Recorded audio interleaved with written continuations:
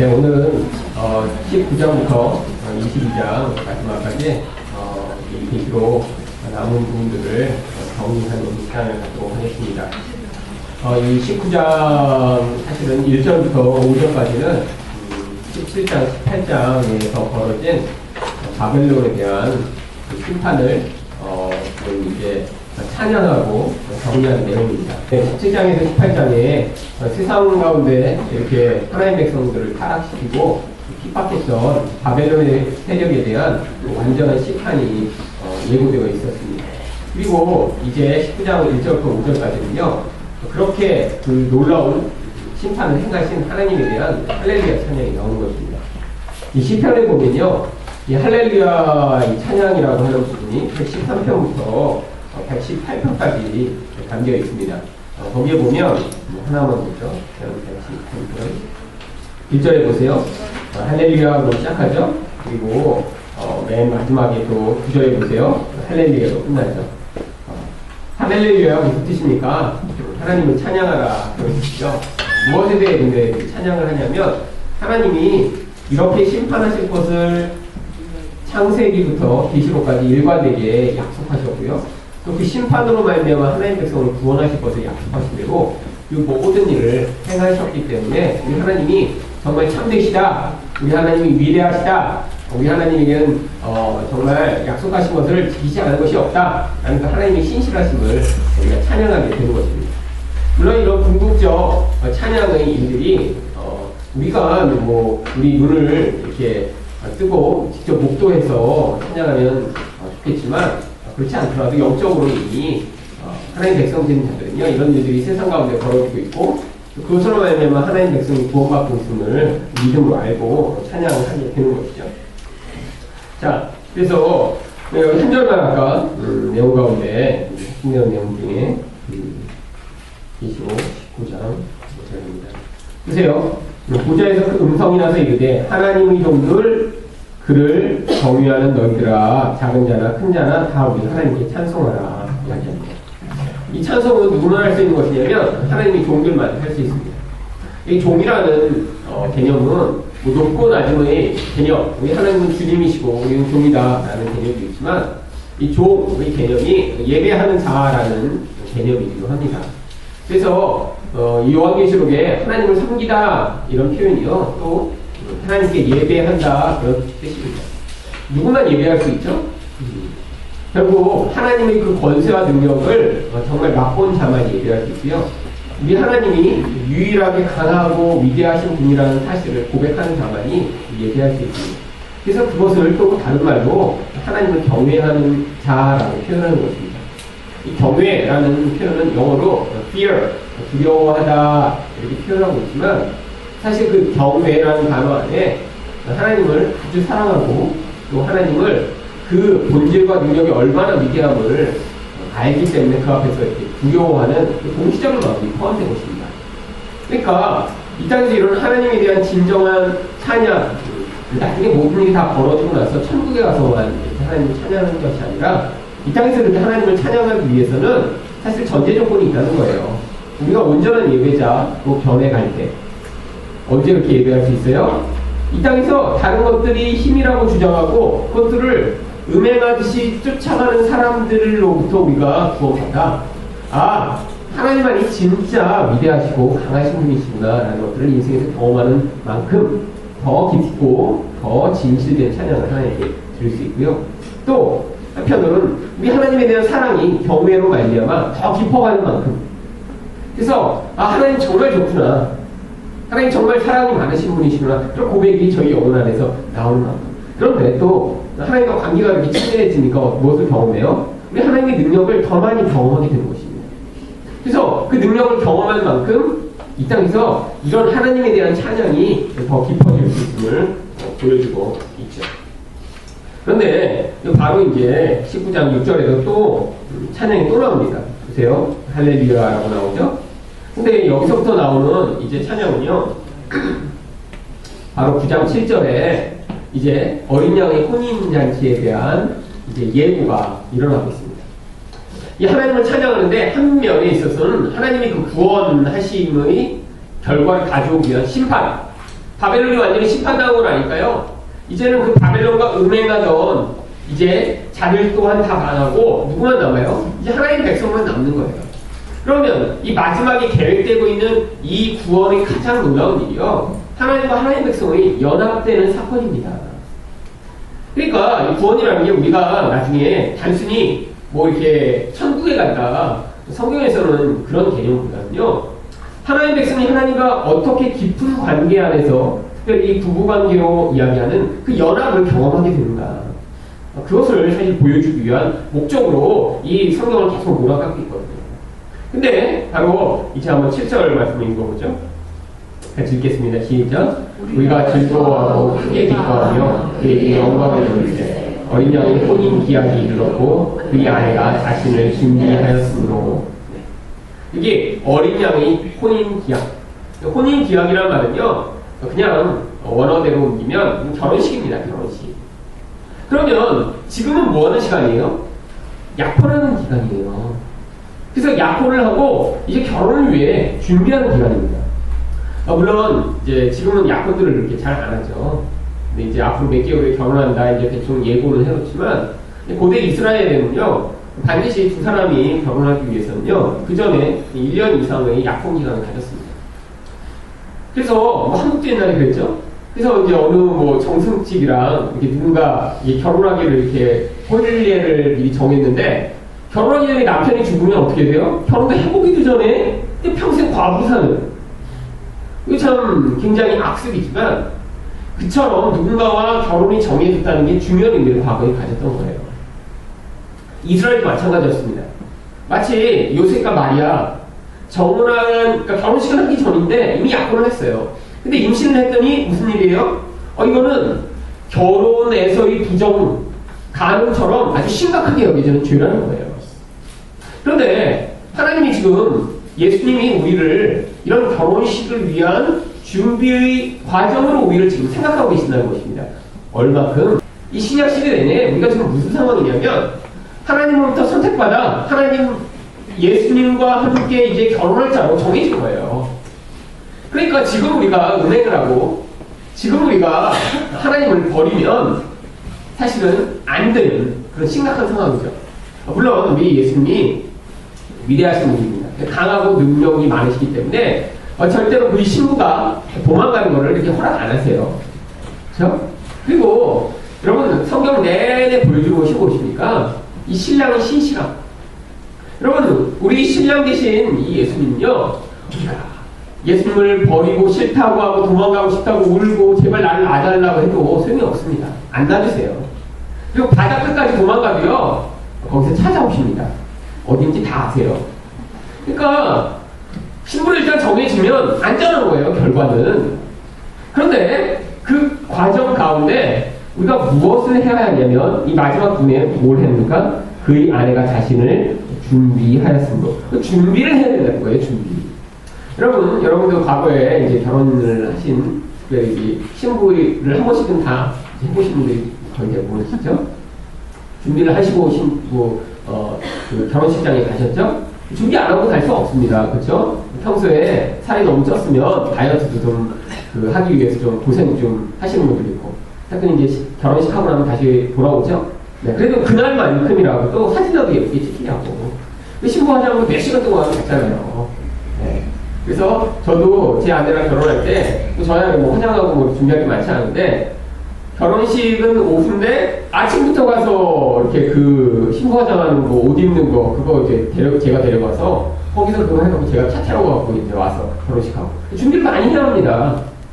이 땅에서는 준비는 뭐 하루 이틀 아니 한 달 두 달일 수 있지만 신약 성경에서는 우리 성도들이 내내 해야 돼요.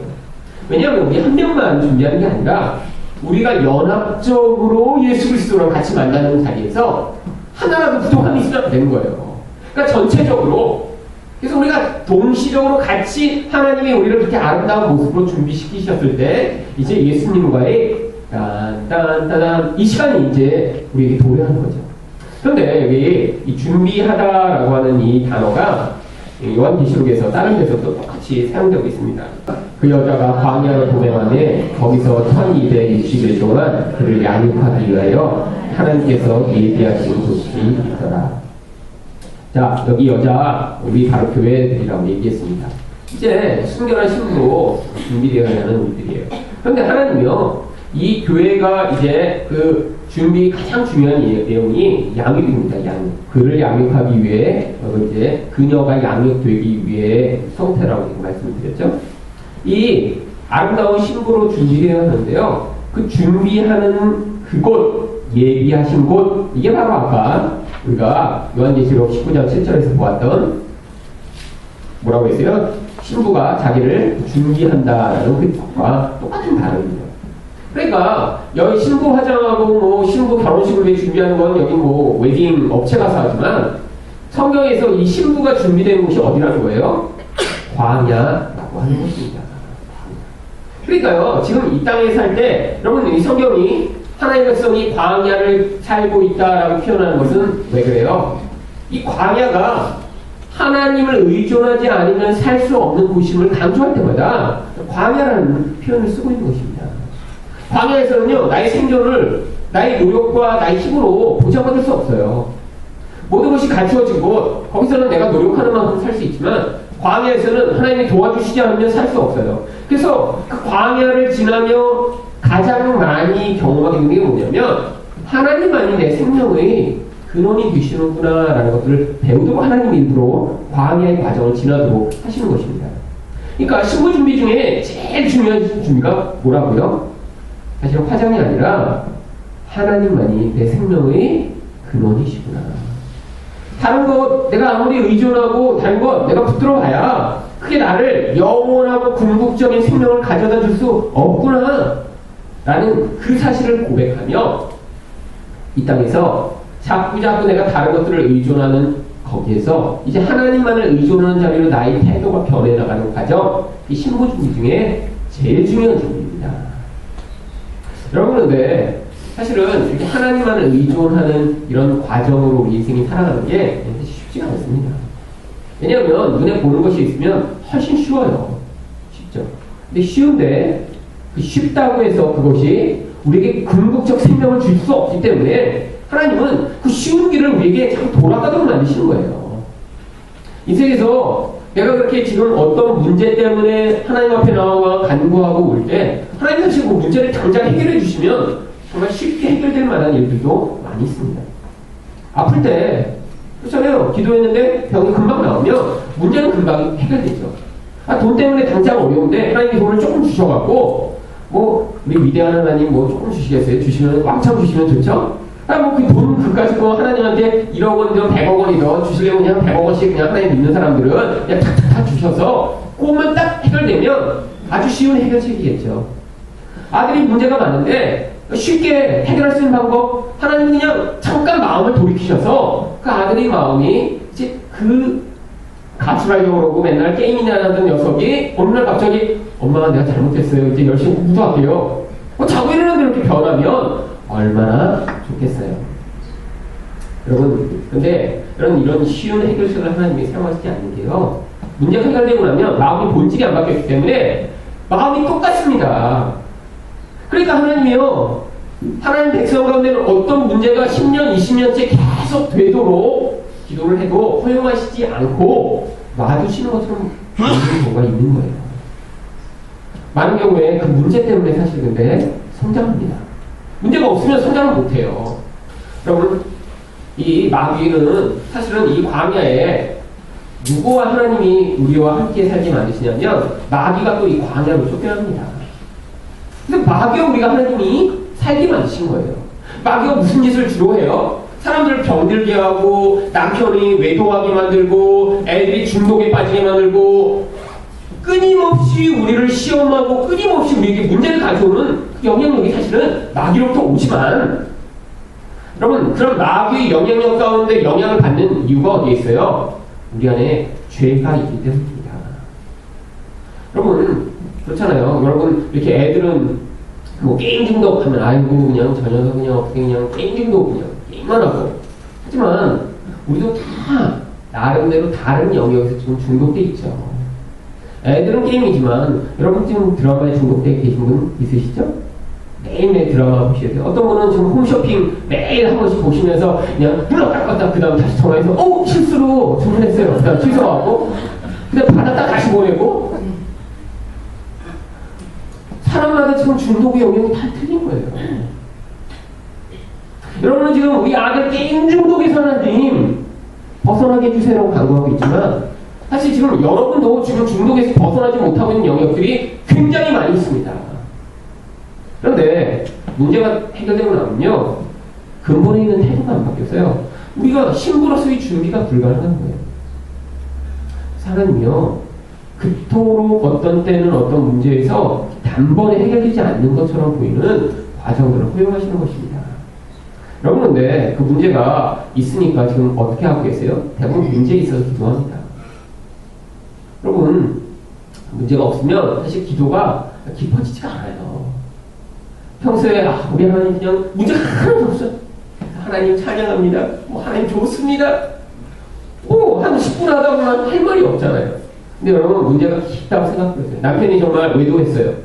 여러분 이렇게 남자가 가정에서 여자도 그렇지만 외도를 하면 그게 이렇게 전쟁 후유증 같은 그런 아주 깊은 그 상처를 준대요. 전쟁을 직접 경험한 것 같은 내적 상처가 있다는 거예요. 여러분 그런 심각한 문제를 한번 경험하면 어떻습니까? 그냥 하나님 잠깐 기도하는 걸로 끝나겠어요? 이런 분은요 그냥 앉아서 울게 되는 거예요. 근데 그 과정들이 하나님이 우리 인생에서 문제 하나 없이 허용하시는 게 아니라 그런 과정들이 한 번씩 닥쳐올 때마다 우리 내면의 깊은 데서부터 하나님 의존하지 못했던 부분들이 이제 확 드러나게 되고요. 그것들이 우리 안에서 정결케 되는 과정이기 때문에 신부 준비를 위해 하나님이 때로는 나귀를 사용하시는 것처럼 보일 때도 있고 광야에서 당장 건져주지 않는 때도 있는 것 같고 목이 마른데 물을 안 주시는 것 같은 과정을 지나갈 때도 있는 것입니다. 이게 신부 준비 중에 제일 중요한 준비죠. 여러분 하나님은요 우리를 이렇게 신부 만드시겠다고요 구약에서부터 끊임없이 말씀하십니다. 이사야 54장 5절 한번 같이 읽어보죠. 시작. 이는 너를 지으시니가 내 남편이시다. 그 이름은 만유의 여호와시며 내 기독자는 이스라엘의 거룩한 이시다. 그는 온 땅의 하나님이시다. 일컬음을 받으시리라. 하나님은 뭐라고 해요? 만군의 여호와시며 구속자신데 너를 지으시니가 내 남편이라고 이야기합니다. 세상의 남편은요 같지 않고요. 우리 하나님은요 강하시다고 자꾸 얘기하는 거예요. 신부를 그냥 그대로 안 놔두신다는 거예요. 포기하시지가 않아요. 구약 성경에 이런 내용들이 아주 많이 나오지만 이제 가장 대표적인 부분이 호세아 2장 16절부터 20절까지 내용입니다. 한번 같이 읽어보죠. 시작. 여호와께서 이르시되 그날에 내가 나를 내 남편이라 일컫고 다시는 내 바알이라 일컫지 아니하리라. 내가 바알들의 이름을 그 입에서 제거하여 다시는 그 이름을 기억하여 부르는 일이 없게 하리라. 그날에는 내가 그들을 위하여 들짐승과 공중의 새와 땅의 곤충과 더불어 언약을 맺으며 또 이 땅에서 활과 칼을 꺾어 전쟁을 없이 하고 그들로 평안히 있게 하리라. 내가 내게 장가들어 영원히 살되 공의와 정의와 은총과 긍휼이 여김으로 내게 장가들며 진실함으로 내게 장가들니 내가 여호와의 종이니라. 호세아 어떤 성경이죠? 바로 그 음란한 그 여인을 통해 고멜이라고 하는 이 여인이 결혼을 하고 음행을 하고 이렇게 남편을 버리고 하는 이 호세아 보고 그 여자랑 일부러 결혼하게 하신 거예요. 결혼하기 전부터 음란했습니다. 너 가서 음란한 여인이랑 결혼해라. 이미 끼가 있었던 거예요. 원래 창녀 같은 삶을 살던 여자예요. 지금 목사를 보고 이렇게 하나님이 살라고 안 하셔서 참 감사해요. 당시에는 이렇게 말씀뿐이 아니라 이 선지자들은요 자기 삶으로 이 말씀을 증거하는 삶을 살아야 되거든요. 근데 구약 성경은요 선지자가 말만 하면 안 된다는 거예요. 너희 삶이 그 말을 그대로 증거할 수 있는 삶이 되어야 되기 때문에 하나님이 어떤 종류의 특별한 말씀을 주시면 그런 삶을 살 수 있도록 호세아는요 하나님이 진짜 신실하신 분이시라는 것들을 그 삶으로 보여주도록 하시기 위해 일부러 그렇게 음란한 여자랑 결혼하게 하신 거예요. 애를 낳는데 도망가요. 가서 또 돈을 치러서 사와요. 근데 뭘 보여주시고자 하는 게 무엇이냐면 하나님이 우리를 그렇게 절대로 포기하시지 않으심을 보여주기 위해 일부러 한 선지자의 삶을 통해 보여주시거든요. 어떻게 하시겠다고요? 우리가 다시는 바알이라고 하나님을 부르지 않게 하시겠다고요. 여러분, 이제 바알이라는 게요, 뭐 바알 신이라고 하는 또 다른 신을 우리는 생각하지만 원래 히브리어로는 주님이라는 뜻입니다. 근데 어떤 주님이요? 이스라엘 백성들이 늘 하나님을 섬긴다고 했지만요, 그들은요 늘 그들에게 외적인 풍요, 물질적인 쾌락을 가져다주는 그런 다른 종류의 신들을 늘 추구했던 거예요. 그게 바로 세상의 신이었거든요. 그런데 하나님이요 다시는 그런 것을 하지 못하게 나만 남편이라고 부르도록, 나만 여호와라고 부르도록 하나님 백성을 만드셔서 타락하고 음행하고 하나님을 떠나고 하나님을 바알처럼 취급했지만 다시는 그렇게 하지 않는 그런 백성을 만드셔서 영원히 결혼하실 것, 이 약속을 계속 주셨던 것입니다. 그래서요 여러분, 사실은 예수님이 오셔서 맨 처음에 행하신 기적이 어떤 사건이죠? 가나의 혼인잔치잖아요. 여러분, 그게 이유가 있습니다. 왜 예수님이 오셔서 가나의 혼인잔치를 맨 처음 하셨는지. 1절 말씀 한번 읽어볼게요. 1절, 2절 시작. 사흘째 되던 날 갈릴리 가나에 혼례가 있어 예수의 어머니도 거기 계시고 예수와 그 제자들도 혼례의 청함을 받았더니. 여러분, 성경은요 어떤 것을 기록할 때 그냥 이게 처음 일어났으니까 그냥 이걸 처음 기록하고 뭐 이런 식으로 그냥 일어난 대로 기록한 게 아니라 어떠한 내용을 보여주기 위한 목적 가운데 이 성경을 취사 선택해서 많은 사건들 가운데 기록한 것입니다. 왜 특별히 이 혼례의 기적을 맨 처음에 기록했냐면, 여러분 이것을 맨 처음에 기록했기 때문에 어떤 사람들은요 그래서 성경이 진짜다라고 얘기하는 사람도 있어요. 왜요?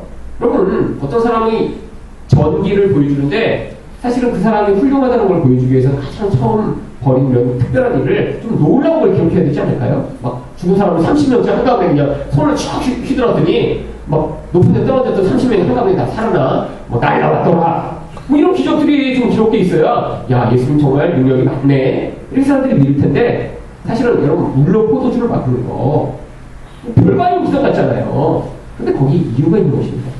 여러분, 여기 특별히 그때 항아리가 몇 개 있었다고 그래요? 여기 보세요. 두세 통 되는 돌 항아리 6이 놓여 있었습니다. 여러분, 6은 뭐에서 하나 모자라죠? 7에서 하나 모자랍니다. 7 완전한 수가 채워져야 되는데 왜 예수님은 6통 있는 이런 물을 포도주로 바꾸신 것일까요? 마지막 7번째 포도주로 바꾸실 일을 지금 준비하고 계시기 때문이죠. 무엇으로요? 여러분, 예수님이 진짜 우리에게 주시고자 하는 이 물이 포도주로 변하는 기적은 사실은 언제 완성돼요?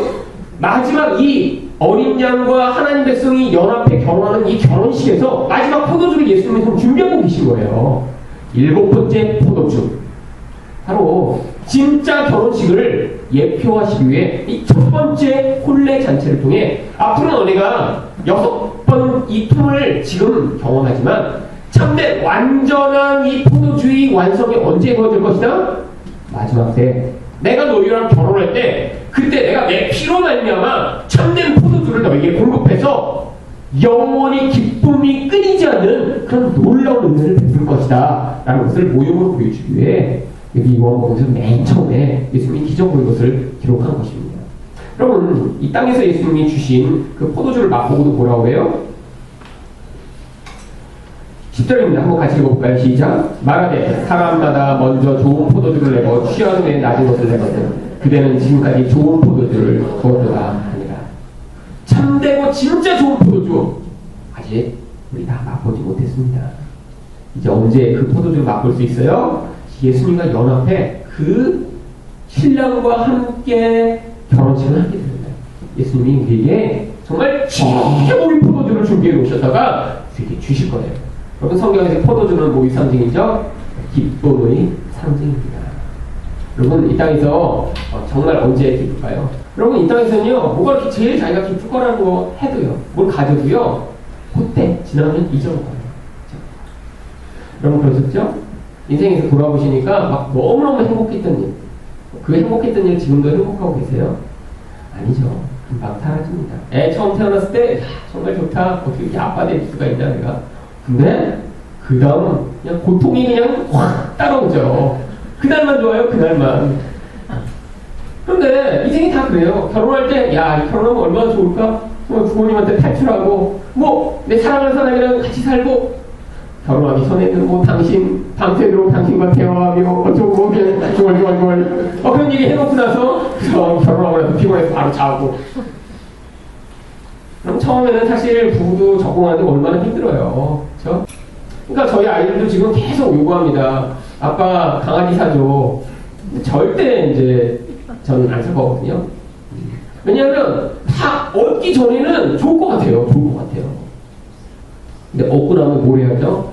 똥 치워야죠. 맨날 밥 줘야죠. 밤에 물 줘. 냄새 나죠. 그 다음 거는 얻고 나기 전에는 생각하지 못하고 얻고 잠깐 노는 거 그거. 여러분 이 땅에서는 계속 그래요. 그런데 완전한 기쁨 언제 있다고요? 마지막 포도주를 먹을 때. 왜요? 우리 예수님 변함이 없어요. 우리 예수님 완벽하세요. 여러분 이 땅에서의 기쁨이 왜 일시적인 줄 아세요? 여러분 이 땅에서의 기쁨은요 어떤 사람을 통해 기쁨을 얻으려고 해도요 그 사람이 변합니다. 사실 변한 게 아니라 원래 그런 인간이었는데 결혼하기 전에 눈에 콩깍지 씌워서 몰랐을 뿐이죠. 사실 여러분이 결혼하기 전에 기대했던 그 모습이 결혼 후에도 계속 그 모습만 있으면 갈등들만 안 할 거예요. 그런데 사람은 깊이 사귀면 그 모습 안에서 내가 싫어하는 모습, 내가 별로 받아들이기 어려운 모습이 나타나고요. 호르몬도 분비가 안 되면서 서로의 본 모습을 가지고 누군가와 깊이 대하면 짜증나고 힘든 거예요. 여러분, 근데 우리 예수님의 본 모습을 여기서 깊이 경험하셔야 됩니다. 우리 예수님은 절대 안 변하세요. 그러니까 나중에 천국 가는데 이럴 줄 몰랐네. 근데 그러면 그러니까 잘못된 거예요. 갔는데 어머 여기 황금 줄 줄 알았는데 그만 안 주시네. 가서 거기서 아니 보석 줄 줄 알고 갔는데 이런 인간들 천국 그래서 갈 수 없습니다.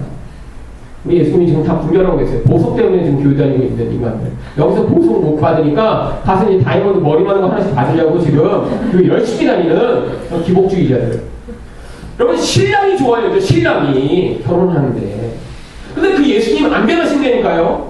지금 우리에게 다가오고 계시고 계시하신 그 모습대로 예수님이 영원하십니다. 그러니까 그걸 이 땅에서 배우지 못하면요 가서 신랑하면 안 되잖아요. 바로 배우셔야 돼요. 바로. 그래서 여기서부터 그 예수님이 좋으셔야 돼요. 그래서 결혼식 날이 정말 좋아야 돼요. 야, 이 예수님과 내가 영원히 사는 거야. 갔는데 예수님을 바꾸려고 하면 여러분 그때부터 또 지옥이 시작됩니다. 그러니까요 여기서 우리가 바뀌어야 돼요. 완전히. 그래서 예수님이 우리 인생에서 어떤 것을 주셔도 감사합니다. 할렐루야. 이런 말이 나와야 되는데 여러분 지금 예수님이 여러분에게 그래서 제일 좋은 것을 주고 계신 거예요. 근데 이게 안 믿어져서 힘든 겁니다. 아니 제일 좋은 거라고? 주변에 것도 좋은 게 없어요. 남편도 어디서 빵이 온 것 같고 아니 아내도 뭐 어디서 뭐 만들어지다만 아내가 온 것 같고 아니 가까운 사람일수록 그래요. 제 아내가 옛날에 자주 했던 말이 여보 내가 난 애 많죠? 제가 봤다니까요 낳는 거. 그래서 내가 봤어. 둘 다 봤어요. 둘 다. 그 부인할 수가 없어요. 부인할 수가. 아니 어떻게 우리한테 이런 애들이 나왔지? 내가 봤어. 맞죠? 아마 안 봤으면 되게 고민했을 것 같아요. 제 아내가 이렇게 출산하러 들어갔을 때 바로 그 순간에 어떤 애도 같이 어떤 부부도 들어갔거든요. 동시에 났어요 애가. 근데 제가 들어가서 봤어요. 우리 애 맞아요. 아마 그 집도 고민하고 있을 거예요. 여러분 인생이라는 게 그래요. 그런데 여러분 내 인생에서 그 모든 것이 어떻다고요? 하나님이 지금 주신 거예요. 여러분 계속 갈등하는 게 왜 그렇습니까? 하나님이 더 좋은 걸 원래 주셨어야 됩니다. 왜 이런 가정환경 이런 사람들을 왜 내게 주셨냐 지금. 그 사람 바꿔달라는 거 아니에요? 지금 환경 바꿔달라는 거 아니에요? 여러분 그런데 지금 개개인의 삶에 하나님이 가장 필요하고 적절한 걸 주셨어요. 여러분 환경이 바뀐다고 사람의 마음이 안 바뀝니다. 여러분 그러면 하나님이 지금 결정해서 주신 거 그러면 하나님이 여러분을 지금 북한에 태어나게 하셨으면 어떻게 하실래요? 여러분 지금 이만큼 주신 거면 감사한 거예요. 그러니까 그쵸? 지금 북한에서 저기 뭐야 수용소 끌려가서 거기서 막그 땅콩 있으면 지금 어떡하시는 근데 하나님이 지금 이만큼 주신 거예요. 지금만 되게 감사하죠? 네. 그 생각은 감사해요. 그러니까요. 지금 삶에서 이미 하나님이 주권자시고 전능하시면 되면서요. 하나님이요. 전능이 뭐예요? 모든 걸 할 수 있다. 전지하시되며요. 모든 걸 아신다. 그럼 지금 내가 처한 이 환경, 내가 관계 맺고 있는 모든 사람, 내가 지금 어디에서 얼마큼의 그런 모습으로 살아가고 있는지 하나님이 다 알고 개입하고 계시다는 거예요. 근데 그걸 지금 인정하셔야 돼요. 인정해야 뭐가 돼요? 감사가 나오는 거예요. 아, 하나님 감사합니다. 근데 이 감사가 어디에서부터 나오냐면 물론 외적으로 훈련해야 됩니다. 그런데 하나님에 대한 주권을 온전히 인정한 그 자리에서 감사가 나오고요. 그 다음에 나 같은 자는 사실 아무것도 좋은 걸 얻을 자격이 없는데 어떻게 나한테 이런 은혜를 베푸시다니? 라는 그런 고백이 나와야 감사가 나오는 거예요. 사실은 내 모습과 내 하나님 앞에서의 가치를 볼 때 지금 저기 지금 아우지 탄광에서 살고 있어야 마땅한 존재예요. 그런데 하나님이 이런 한국 땅에 태어나게 하시다니. 아니 나 같은 인간은 지금 결혼 못하는 사람이 이렇게 많은데 결혼도 못했을 만한 존재인데 결혼도 하게 하시다니. 아니 나 같은 사람은 사실은 하나님이 공급하시지 않으면 밥도 못 먹는 존재인데 하루 세 끼 밥 더 먹고 네 끼 다섯 끼도 먹을 수 있도록 은혜를 베푸시다니. 사실 거기서 투자하면 감사한데 자꾸 나보다 높고 좋은 것 같은 사람들을 비교하면서 거기서 자꾸 위축되는 거죠. 거기서 하나님을 원망하는 것입니다. 아니요. 하나님이 지금 우리에게 가장 적절한 자리에 그를 세우신 것입니다. 왜? 거기서 예수님만을 진짜 믿고 그 예수님이 행하시는 모든 일에 대해 우리가 예수님 맞습니다. 예수님의 주권을 인정합니다라는 고백을 흘러내셔서 마지막 때 천국에 우리를 불러서 영원히 예수님과 같이 살 때는요. 그때는 조금 더 예수님을 향한 반역과 반항이 우리 안에서 튀어나오면 안 되기 때문이죠. 그래서 여러분 인생에서요. 지금 주신 그 자리를 감사하고 찬양할 때 하나님이요. 지금 여러분을 신부 준비 적절하게 이끄시고 계시는 대로 여러분이 준비되어 나가는 것입니다. 그러니까 여러분 지금 불평하는 마음이 키워보세요. 마음에서 막 뭐를 확 바꿔버렸으면 좋겠어요. 근데 사실은 진짜 힘든 게 그런 거잖아요. 이미 이제 나이가 들면요 어느 정도 자기 인생에서 이제 많은 환경이나 관계들이 이미 정해져 버렸기 때문에 갑자기 바뀌는 일이 거의 없습니다. 그렇죠? 지금 뭐 남편 어떻게 바꾸겠어요, 갑자기? 못 바꿉니다. 어디 그 해병대 같은 데 1년 동안 이렇게 막 특수훈련 보내고 오면 남편이 변할 것 같아요. 안 변해요. 사실 아무리 힘들어도요. 그 모습 그대로 살 것입니다. 그런데 그런 환경 가운데도 어떻게 해요? 아, 이게 하나님이 주신 것이구나 라고 감사하고 찬양할 때 그 사람을 통해서 하나님의 은혜가 흘러가고 나타나기 시작하는 것이죠. 여러분 지금 하나님이 원하시는 게 그거예요. 여러분 사람 변합니다. 어떻게 변해요? 하늘에서부터 우리가 막 기도하고 막 그러면 막 갑자기 번개를 맞아갖고 그 사람이 어느 날 눈 뜨더니 내가 잘못했어 이제 열심히 잘할게 이렇게 변하고 새 사람이 될 것이 아니라 하나님이 사람을 통해서 사람에게 영향을 미치는 방식으로 지금 사람을 바꾸고 계세요. 여러분 주변에 어떤 사람 때문에 힘드세요?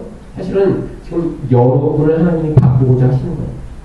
사람을 통해 사람이 바뀌기 위해서 반드시 그 바꾸기 하는 그 사람이 먼저 변해야 돼요.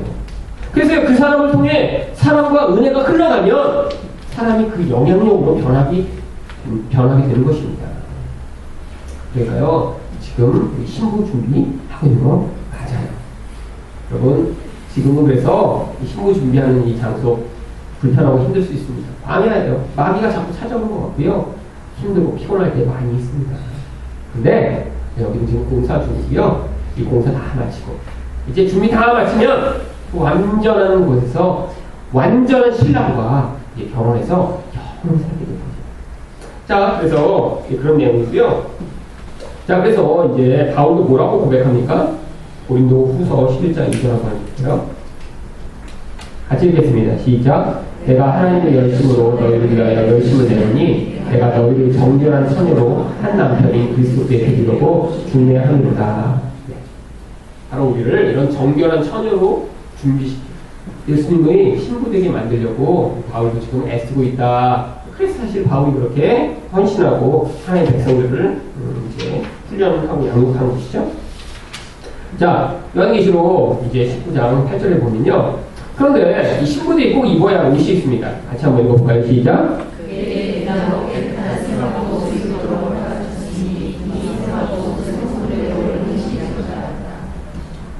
여러분, 음녀는요, 아주 화려한 옷을 입었습니다. 붉은색과 또 자줏빛 옷을 입었고요. 막 보석으로 장식하고 진주도 많았어요. 그런데 이 성도들이 입어야 할 옷은 한 가지입니다. 빛나고 깨끗한 세마포. 제가 이전에도 한번 말씀드렸지만요. 이 옷 항상 뭐의 상징이라고 말씀드렸어요. 이제 그리스도의 의를 덧입은 것이라고 말씀을 드렸죠. 그래서요, 사실은 나중에 천국에서 이 세마포는 이제 얇은 흰색 나는 그런 옷인데 옷을 안 입게 될지도 모릅니다. 그래서 이제 빛난다고 표현한 거예요. 우리 안에서 이제 수치가 사라지고 영광이 회복되면요, 예수 그리스도가 정말 눈을 뜨고 볼 수 없을 정도의 밝은 빛을 그에게서 비추셨듯이 하나님의 백성들 또한요, 우리 안에서부터 아름다운 영광이 나타나니까 정말 아름다운 빛나는 옷을 입은 자들처럼 변하게 되는 것이죠. 그래서 이 세마포 옷을 뭐라고 불러요? 성도들의 옳은 행실이라고 부르죠.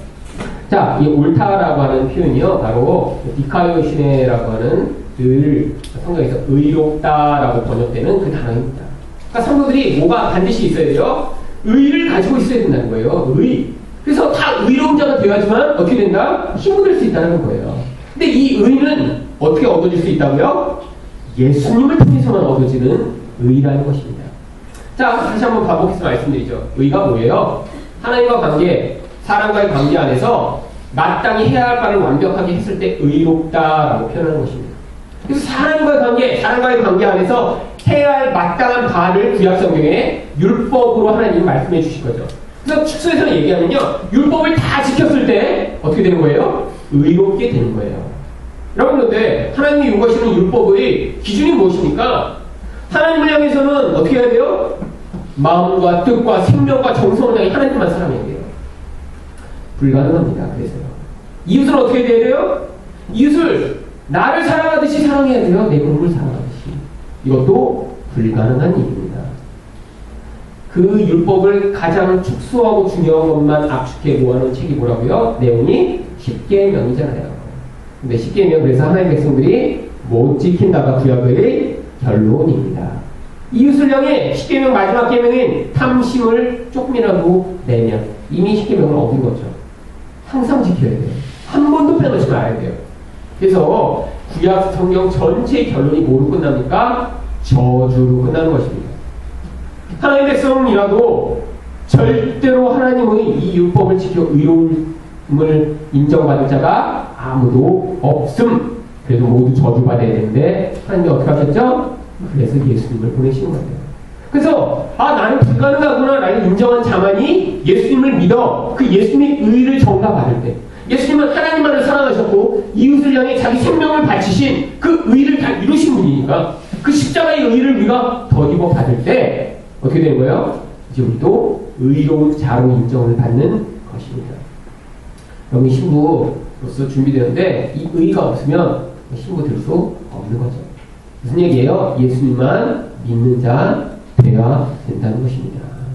라고 해서 의로운 행실한다고, 사실 이건 그냥 사실 한국말로 옳은 행실이라고 해서 많은 분들이 그냥 읽으면서 선행을 쌓아야 나중에 이제 신부 될 수 있다고. 더 예쁜 신부 되려면 이 땅에서 이제 선행을 더 많이 해야 된다고. 맞습니다. 선행을 해야 되면 그 선행이 어떤 선행이에요? 바로 하나님이 요구하시는 그 완벽한 선행입니다. 그래서 그 선행을 성경이 인간은 불가능하고 예수님을 믿는 자만이 하는 거예요. 여러분, 예수님을 잘 믿으면 어떻게 될까요? 여러분, 예수님을 잘 믿는다는 건요, 이제 내가 죽을 때만 예수님을 잘 믿을 수 있어요. 자기가 부인돼서 이제 내 행위로 내가 인정받고 내가 높아지고 내가 권력을 행사하려고 하는 그 자리에서 내려와서 이제 예수님 저는 아무것도 아닙니다 라고 하는 자만이.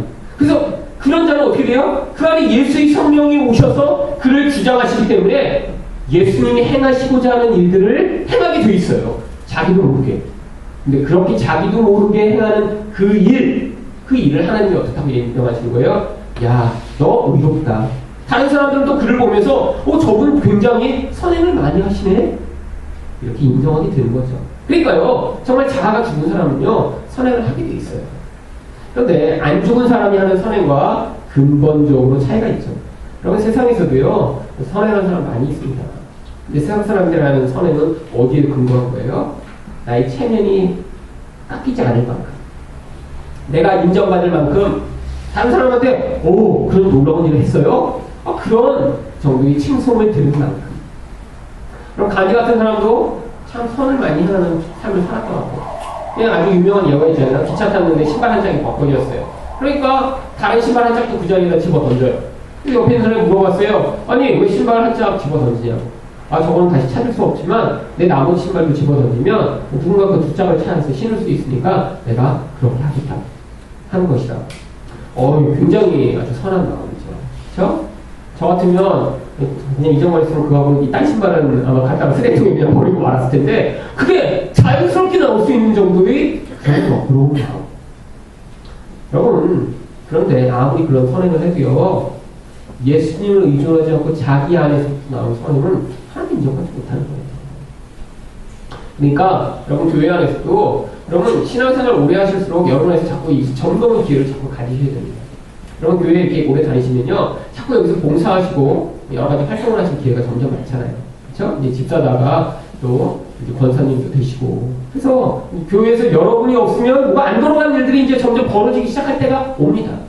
그런데 내가 정말 이것이 예수님을 사랑하고 의존하는 것으로부터 말미암아 시작된 그런 행위인가? 아니면 나의 열심, 나의 의무가 그 사람한테 인정받고 싶은 마음에서 시작된 것인가? 늘 판단할 수 있는 기준이 하나 있는데 뭐를 보시면 하냐면 다른 사람의 시선을 내가 얼마나 의식하고 있는가를 보시면 알아요. 뭘 했는데 다른 사람이 인정 안 해줘요. 김치 열심히 했는데 뭐 맛있다고 아무도 안 해도 집에 와서 막 화가 나? 그러면 여러분 그건 여러분 안에서부터 나온 거죠. 늘 우리는요 시선 때문에 행동을 하기 마련이거든요. 그러니까 다른 사람의 관계없이 할 수 있는 그 모습, 그것은 여러분에서 하나님이 하고 계신 의로운 일이기 때문에 그것을 하나님이 뭐라고 받아주세요? 선을 행했다라고 받아주시는 거죠. 자, 그 다음 넘어가겠습니다. 그런데 이 마지막에 예수님이 이렇게 혼인잔치하러 오시는데요. 그냥 이렇게 막 신랑복 입고 멋있게 오시는 게 아니라 어떻게 오시냐면 19장 13절 보겠습니다. 보세요. 11절부터 13절 한번 같이 읽어볼까요? 시작. 또 내가 하늘이 열린 것을 보니 보라 백마와 그것을 탄 자가 있으니 그 이름은 충실과 진실이라. 그가 공의로 심판하며 싸우더라. 그 눈은 불꽃 같고 그 머리에는 많은 관들이 있고 또 이름 쓴 것 하나가 있으니 자기밖에 아는 자가 없고 또 그가 피 뿌린 옷을 입었는데 그 이름은 하나님이 말씀이라 칭하더라. 하늘에서 이제 백마를 타고 오십니다. 그렇죠? 우리 신랑 예수님이 백마를 타고 오시는데요. 여러분 백마 어떻게 오신다고 말씀드렸죠? 승리자로 오시는 것이다 라고 말씀드렸습니다. 나중에 예수님 백마 안 타고 오셔도 실망하시면 안 돼요. 그렇죠? 예수님 그런데 또 여기에 예수님이 그냥 오시는 게 아니라 예수님에 대한 7가지 묘사가 나옵니다. 왜 7가지 묘사가 나올까요? 그건 완전하시다라고 보여주기 위해 여기 11절부터 13절까지 7가지로 예수님을 묘사하는 거예요. 먼저 그 이름이 충신과 진실이래요. 그런데 또 13절에 보세요. 그 이름이 또 하나님의 말씀이래요. 어떻게 이름이 왔다 갔다 할까요? 이게 아니라 이 이름은요 한 사람의 본질을 보여주는 것입니다. 그래서 이 이름을 통해 그가 어떤 존재인지를 아는 거예요. 왜 그 이름이 하나님 말씀이라고 칭했을까요? 이거는 요한복음 1장에 나오는 거잖아요. 말씀이 육신이 되어 우리 가운데 거하시네. 바로 창세기부터 계시록까지 하나님이 말씀하신 그 말씀의 실체가 예수님이라는 거예요. 그래서 예수님이 뭐라고 얘기하셨나요? 모든 성경은 나에 대해 증언하는 것이라. 여러분 그러니까요 이 성경을 가지고 이 예수님에 대해 증언한다는 이 말은요 성경 전체가 창세기부터 계시록까지 예수님 안 믿으면 죽는다라는 것들을 보여주고요 예수님만이 유일한 구원자임을 보여줘 하나님의 백성이 예수님을 믿도록 한다는 거예요. 그래서 여러분 이 성경을 가지고 도덕 뭐 어떤 행위를 열심히 해라 하나님이 그래야 인정하신다 그래야 뭐 멸류관이시다 이런 얘기하는 건 다 가짜라는 겁니다. 왜요? 성경이 창세기부터 계시록까지 얘기하는 게 하나님의 주권, 그 구원을 향한 하나님의 계획, 그리고 그 구원을 이루시기 위해 예수님만으로 하나님의 백성을 구원하시는 그 하나님의 은혜를 얘기하고 있기 때문이죠. 그래서요, 충실과 진실이라는 의미도 그런 의미에서 한 거예요. 여러분, 충실은요, 하나님의 말씀을 신실하게 이루심을 이야기하고요. 진실은 그 말씀대로 모든 것들이 성취됨을 이야기하는 것입니다. 그러니까 예수님 안에서 이 하나님의 구원과 심판에 대한 모든 약속이 하나도 빠짐없이 다 이루어짐을 충실과 진실이라고 이야기하는 것이죠. 그가 공의로 심판하며 싸우더라. 여러분, 이 공의로 심판함, 이제 구약성경에서 하나님에 대해 특별히 시편에서 아주 자주 이야기하고 있는 내용입니다. 그런데 여러분, 이게요, 하나님이 공의로 심판하시면 그 공의의 잣대 안에 들어간 사람은요, 굉장히 안전해요. 그렇죠? 여러분, 그런데 이 공의의 하나님의 심판의 그 잣대에 넘어가는 사람은요, 굉장히 두렵습니다. 마지막에 근데 하나님이 공의라고 하는 잣대를 가지고 미달한 사람 다 죽여버리는 거예요. 근데 그 공의 잣대 무엇으로 넘을 수 있다고요? 예수님의 의만으로 넘을 수 있다니까요. 그러니까 그걸 넘는 사람은 안전한 거예요. 여러분, 세상은 늘 그런 것들로 사람을 판단하죠. 그렇죠? 돈 있는 사람, 없는 사람, 키 큰 사람, 작은 사람, 예쁜 사람, 안 예쁜 사람, 힘이 있는 자, 없는 자. 이런 걸 하나님이 다 파괴해 보신다는 거예요. 왜? 하나님의 공의 자세와 관계가 없으니까. 자, 그 다음 예수님이 눈을 끄고 같은 건요, 심판하는데 하나도 빠짐없이 다 파악하고 계신 모습을 보여주고요. 머리에 관이 있는 건요, 예수님이 만왕의 왕이심을 보여주는 상징이고요. 이름 쓴 것 하나밖에 없는데 자기밖에 아는 사람 없어요. 이름에 대해 많이 나옵니다. 근데 위에는 충실과 진실이고 다 이렇게 밝혀놓고 또 이름을 썼는데 또 그 이름은 예수님밖에 모른대요. 이거는요, 이 하나님 나라가 완성되었을 때 그 하나님 나라의 완성과 함께 드러나게 될 예수님의 본질, 이거는 그때까지 우리 인간은 지금 알 수 없다는 거예요. 얼마나 멋있고 얼마나 완전하고 얼마나 좋을지 지금은 그걸 보여줘도 모른다는 거예요. 여러분, 그래서 사실은 하나님이 이 마지막 때에 대한 이 마지막 완성에 대한 그림은요, 사실 아주 제한적입니다. 그렇죠? 성경에 이렇게 마지막에 대해 훨씬 더 좋은 얘기 많이 써놓으시면 좋을 텐데 몇 장밖에 조금밖에 안 써 있어요. 왜냐하면 지금 줘도 모르는 거예요. 왜냐하면 여러분, 인간이라는 존재는요, 자기가 경험한 것만 기대하고 또 그걸 사모하게 되어 있습니다. 제가 미국에 이제 갔을 때 한국 식당들이 이제 처음에는 어딘지 모르겠을 때 한국 음식, 한국에서 먹던 것 중에 이제 먹고 싶은 것들이 몇 가지 있었어요. 근데 어떤 게 먹고 싶을까요? 한국에서 먹어본 거. 먹어봤는데 옛날에 맛있다고 느끼는 거. 그런데 한 번도 안 먹어본데 막 미국에서 막 그게 생각나고 막 그런 적은 한 번도 없었어요. 경험이 없으니까 그에 대한 기대도 없는 거죠. 그러니까 누가 뭐가 이렇게 맛있다 이렇게 설명을 해도 그 사람은 맛있었을지 모르지만 나한테 그게 전혀 와닿지 않는 것입니다. 한국에 와서도요, 지난 여름에 저보고 이렇게 개고기 좋아하시냐고 묻는 분들이 여러 분 계셨습니다. 저 개고기 안 좋아하거든요. 그러니까 그리고 자꾸 제가 개고기 안 먹는다니까 이상하게 나도 쳐다보세요. 누구도 먹고 다 먹는데 어디 개고기 맛있다고. 근데 저는 이제 개고기를 이제 먹어보기는 했습니다, 옛날에.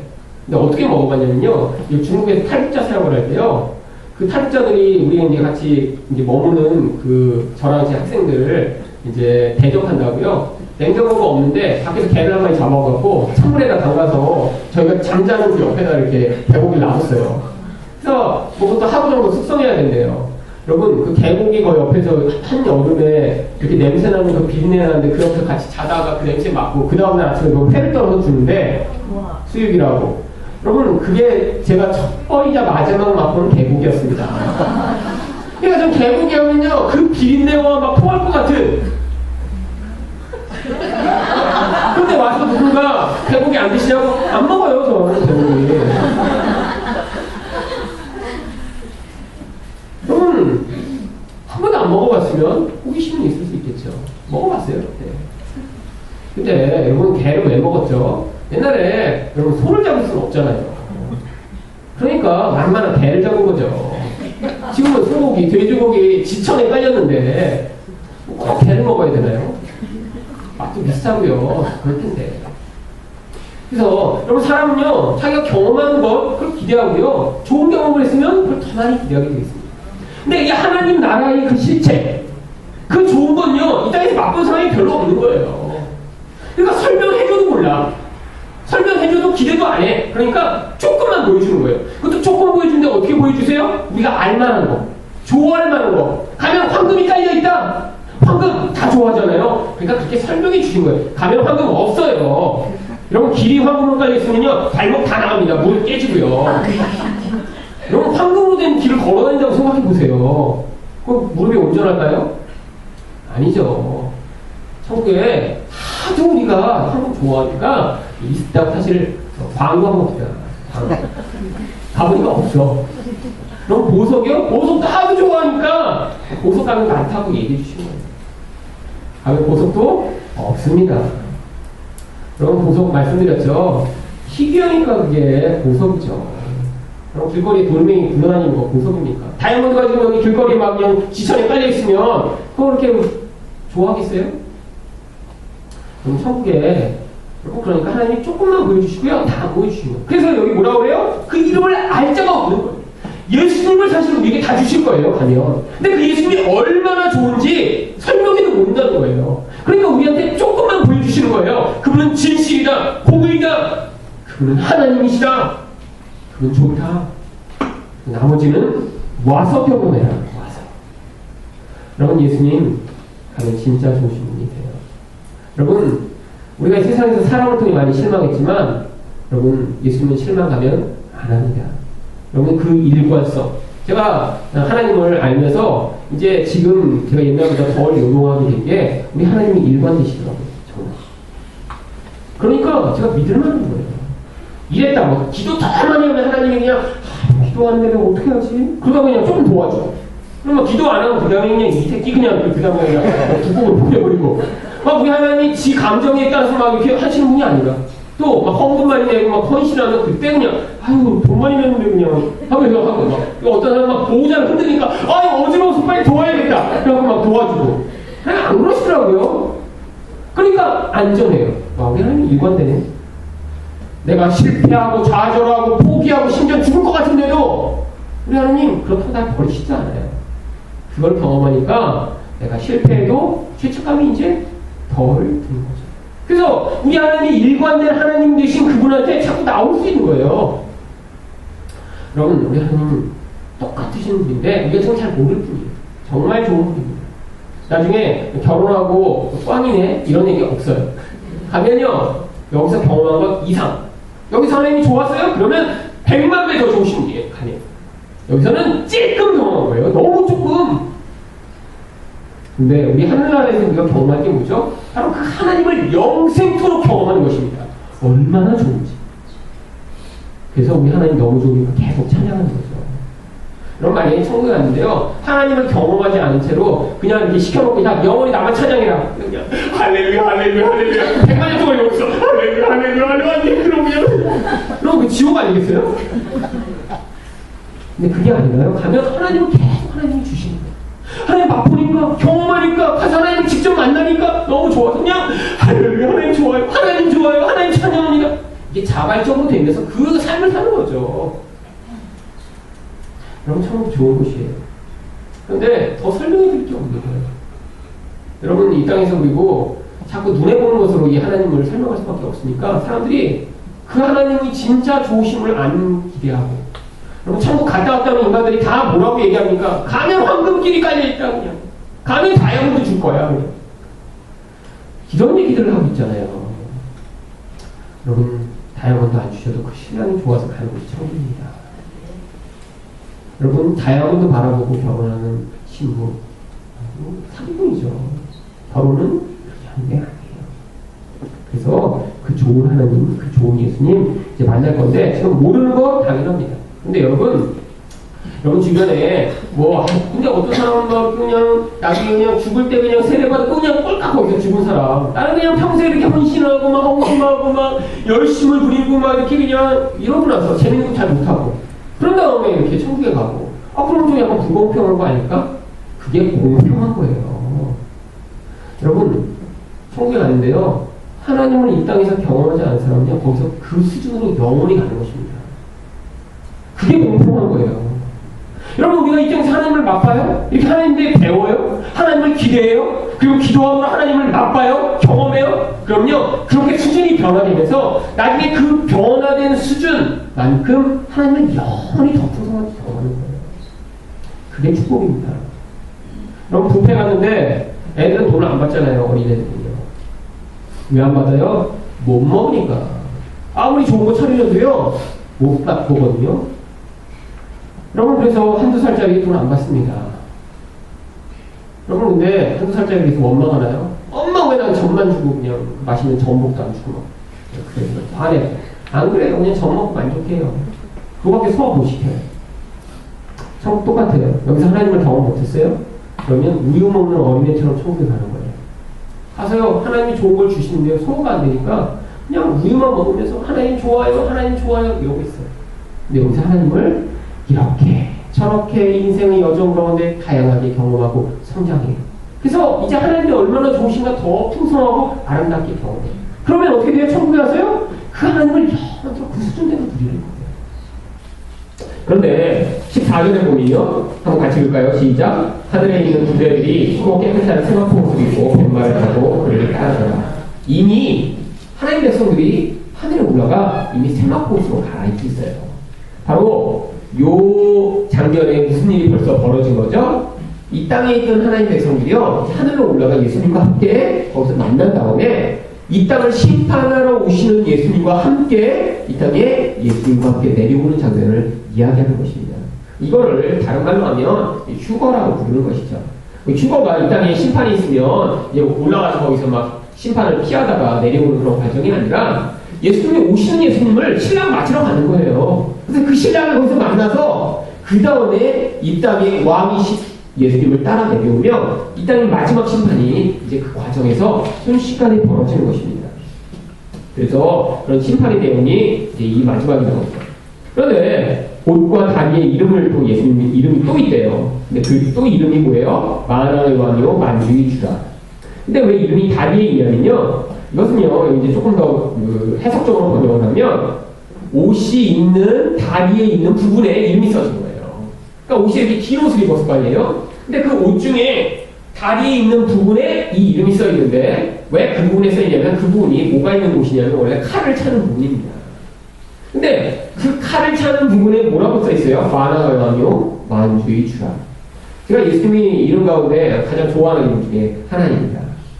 여러분, 세상에 모든 사람이 왕 노릇 하고 싶어 하는데 참 왕은 누구밖에 없어요? 예수님밖에 없으시고, 모든 인간들이 다 주인이 되어 남을 다 드리고 싶어 하는데 진짜 주인은 예수밖에 없으시다는 거죠. 그러니까요, 참 주이며 참 왕이신 예수님을 섬기는 자는요 모든 사람이 종이 될 수 있습니다. 내가 모든 사람에게 무릎을 꿇고 내 자존심을 내려놓더라도 어떻게 할 수 있는 거예요? 나는 참 왕이며 참 주이신 예수님을 섬기는 자이기 때문에 사람이 종이 될 필요가 없는 거예요. 또 그런 상황에서 내가 마치 바울 사도처럼 복음을 위해 내가 그들에게 좋은 노릇 하지만 그것이 하나님 나라를 확장하는 도구가 되는 것입니다. 여러분, 세상에서 사실 모든 갈등은 내가 왕 되고 싶고 내가 남을 주장하고 싶고 다스리고 싶어서 생깁니다. 그런데 여러분, 여기에서 우리가 어떻게 자유롭게 될 수 있냐면 참 왕이고 참 주이신 예수님을 바로 섬길 때만 가능해요.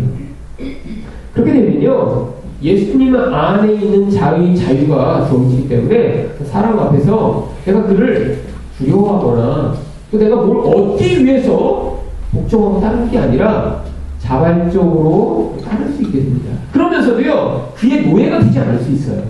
왜? 진짜 주인은 예수님이니까요. 근데 세상에서 사람들이 누군가에게 머리를 조아리고 또 누군가의 말대로 하는 건 언제만 그렇죠? 내 욕심을 채울 수 있기 때문에 그럽니다. 뭐가 나에게 이익이 있어야 돼요. 또 상대방의 힘이 너무 강해서 내가 그 힘을 얻어낼 수 있다고 생각할 때만 그렇게 하죠. 또 누군가에게 복종하지 않으면 나에게 불이익이 온다고 하고는 그런 두려움 때문에만 그렇게 합니다. 그런데 이런 것들은요 계속 갈등을 갖고 와요. 왜요? 여러분, 관계는요 이렇게 이익으로 관계가 맺어지게 되면 반드시 파괴되게 되어 있습니다. 그런데 이 관계에서의 자유를 갖고 오는 게 바로 그 예수님을 진짜 섬기는 자가 되는 거예요. 그래서 사람한테요 나의 목적과 이익 때문에 누군가에게 관계를 맺는 게 아니라 참 예수 그리스도의 모습대로 복음이라고 하는 훨씬 더 커다란 목적을 위해 관계를 맺으며 내가 그를 얻기 위한 목적으로 섬길 때 그 안에서 진정한 생명의 능력이 나타나는 것입니다. 자, 그런데 이 땅에 이렇게 예수님께 심판을 받는 자들이 명단이 여기 나옵니다. 18절이에요. 왕들과 장군들과 장사들과 말들과 그것을 탄 자들과 자유인들과 종들이나 작은 자나 큰 자나. 대부분의 목록 가운데 어떤 사람들이 이렇게 심판이 가장 첫 번째 대상이 되죠? 왕들, 장군들, 장사들, 말탄 자. 고대에 말 탄다 그러면 마치 지금 탱크 하나씩 모은 것처럼 굉장히 자기 힘과 능력이 있는 사람만 말 타죠. 그렇죠? 말은 엄청 비싼 거고요. 또 능력이 있으니까.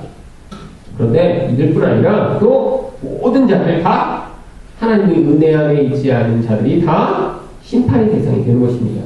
왜? 하나님을 대적계들이 다 전쟁을 일으켰으니까요.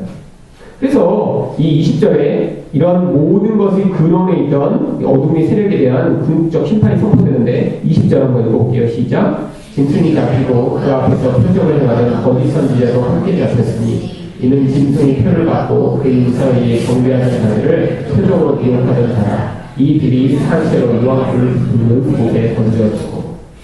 먼저 이 두 가지 세력에 대한 심판이 먼저 선포됩니다. 마귀에 대한 심판은요 다음 장에 나와요. 그런데 왜 이 둘만 따로 먼저 이렇게 이야기하냐면요, 이 둘이, 여러분 마귀는요 세상에 이렇게 나와서 활동하지 않습니다. 여러분 여기 아무리 기도 많이 하셔도요 마귀를 직접 볼 수 있거나 여러분에게 이렇게 마귀가 와서 직접 이렇게 여러분을 시험하고 그렇지 않죠. 다 이런 매개를 통해서 한다는 거예요. 근데 그 매개 중에 가장 대표적인 매개가 첫 번째로 적 그리스도라고 하는 매개입니다. 두 번째로 거짓 선지자라고 하는 매개죠. 마귀의 도구로 사용되는 거예요, 이들도. 그래서 사람들을 미혹하고 사람들을 악에 빠뜨리고 사람들을 억압하던 이런 자들. 그런데 이런 모습이요 끊임없이 역사상 다른 모습으로 변모에 나타나고 있는 것입니다. 어떤 자리에서는요 사람이 급속하게 돌변하기 시작하고요 거기에서 무시무시한 모습을 보입니다. 그래서 이런 핍박과 이런 악한 모습을 가지면서 적그리스도의 역할을 하는 거죠. 한 사람이 적그리스도가 아니라 끊임없는 적그리스도가 이 세상에 나오고요. 끊임없는 거짓 선지자들이 다양하게 탈바꿈에 사람들을 속이는 일로 나오는데 그 궁극적인 영적 세력이 있다는 거예요. 인간은 눈에 보이는 도구에 불과한 것입니다. 근데 나중에 이래도 유황불을 붙는 옷에 던져버리죠. 정말 유황불이 거기에 붙어있는지 정말 뜨거운지 알 수 없습니다. 유황은요 항상 구약성경에서 심판을 상징하는 표현이었거든요. 그런데 나중에 또 마태복음에 보면요 이렇게 지옥에 가는 자들을 뭐라고 불러요? 바깥 어두운 데 내어 쫓겨 일을 간다고 표현하죠. 그럼 유황불이 펄펄 타고 있으면 거기 밝아야 되는데 왜 또 어두운 곳이라고 얘기할까요? 그러니까 다 어떤 상징적 표현이죠. 하는데 뜨거울지 차가울지 알 수 없습니다. 혹시 거기 가게 되시면 알려주세요. 네, 근데 아무도 안 가시는 게 좋습니다. 뭘 거기 알 필요가 있어요. 네, 우리는 그냥 다 같이 천국에서 지옥이 어떤 곳이든 관계없이 거기서 그냥 하나님을 찬양하는 그런 자 되어야 되지 않을까요? 자, 그래서 이 19장에는요 이렇게 이제 점점점 심판이 가속화되고 있는 모습을 이제 보여주고 있죠. 자, 그래서 이제 20장에 넘어갑니다.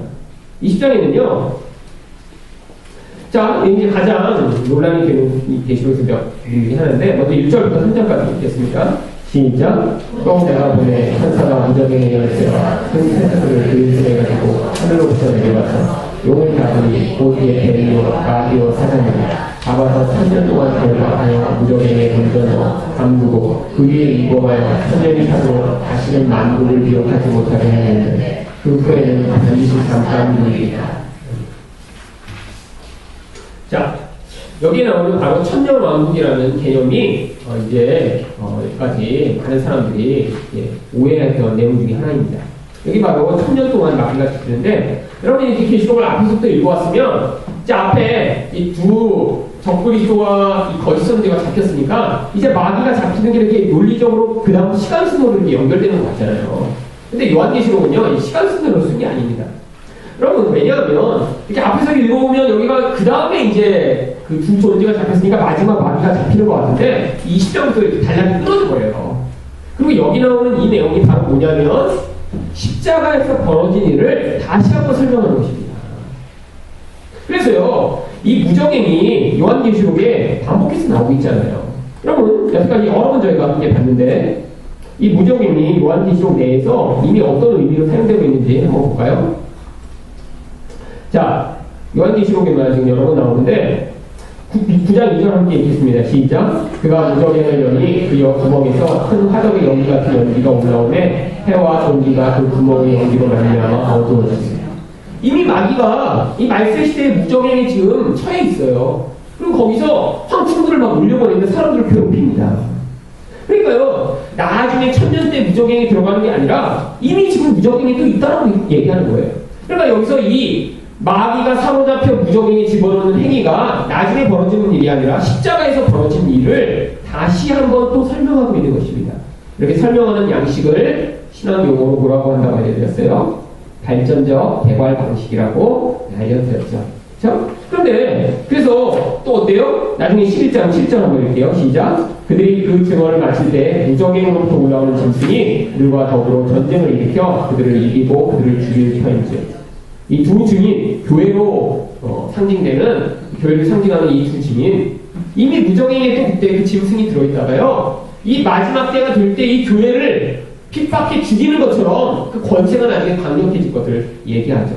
또 17장 8절은 또 뭐라고 해요? 내가 본 짐승은 전에 있었다가 지금은 없으나 장차 무적행으로부터 올라와 멸망으로 들어갈 자라고 얘기하죠. 근데 이 17장 설명하면서 또 뭐라고 설명합니까?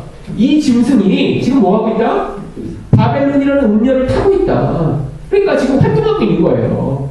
그러니까 이 무적행에 이렇게 쇠사슬로 묶여서 갔다고 해서 나중에 이렇게 끝날 때 어떤 일이 벌어지는 게 아니라 이미 예수 그리스도의 십자가로 말미암아 하늘에서 패배하여 이 땅에 내어 쫓긴 마귀의 모습, 그래서 하나님의 권세가 아니면 스스로 자기 마음대로 왕노릇하며 행할 수 없는 이런 마귀의 제한된 모습, 하나님의 백성의 변화를 위한 어떤 목적을 위해서만 사용되는 마귀의 제한된 권세를 표현하기 위해 무적행에 쇠사슬로 묶여 갇혀 있다 이렇게 표현하고 있는 것입니다.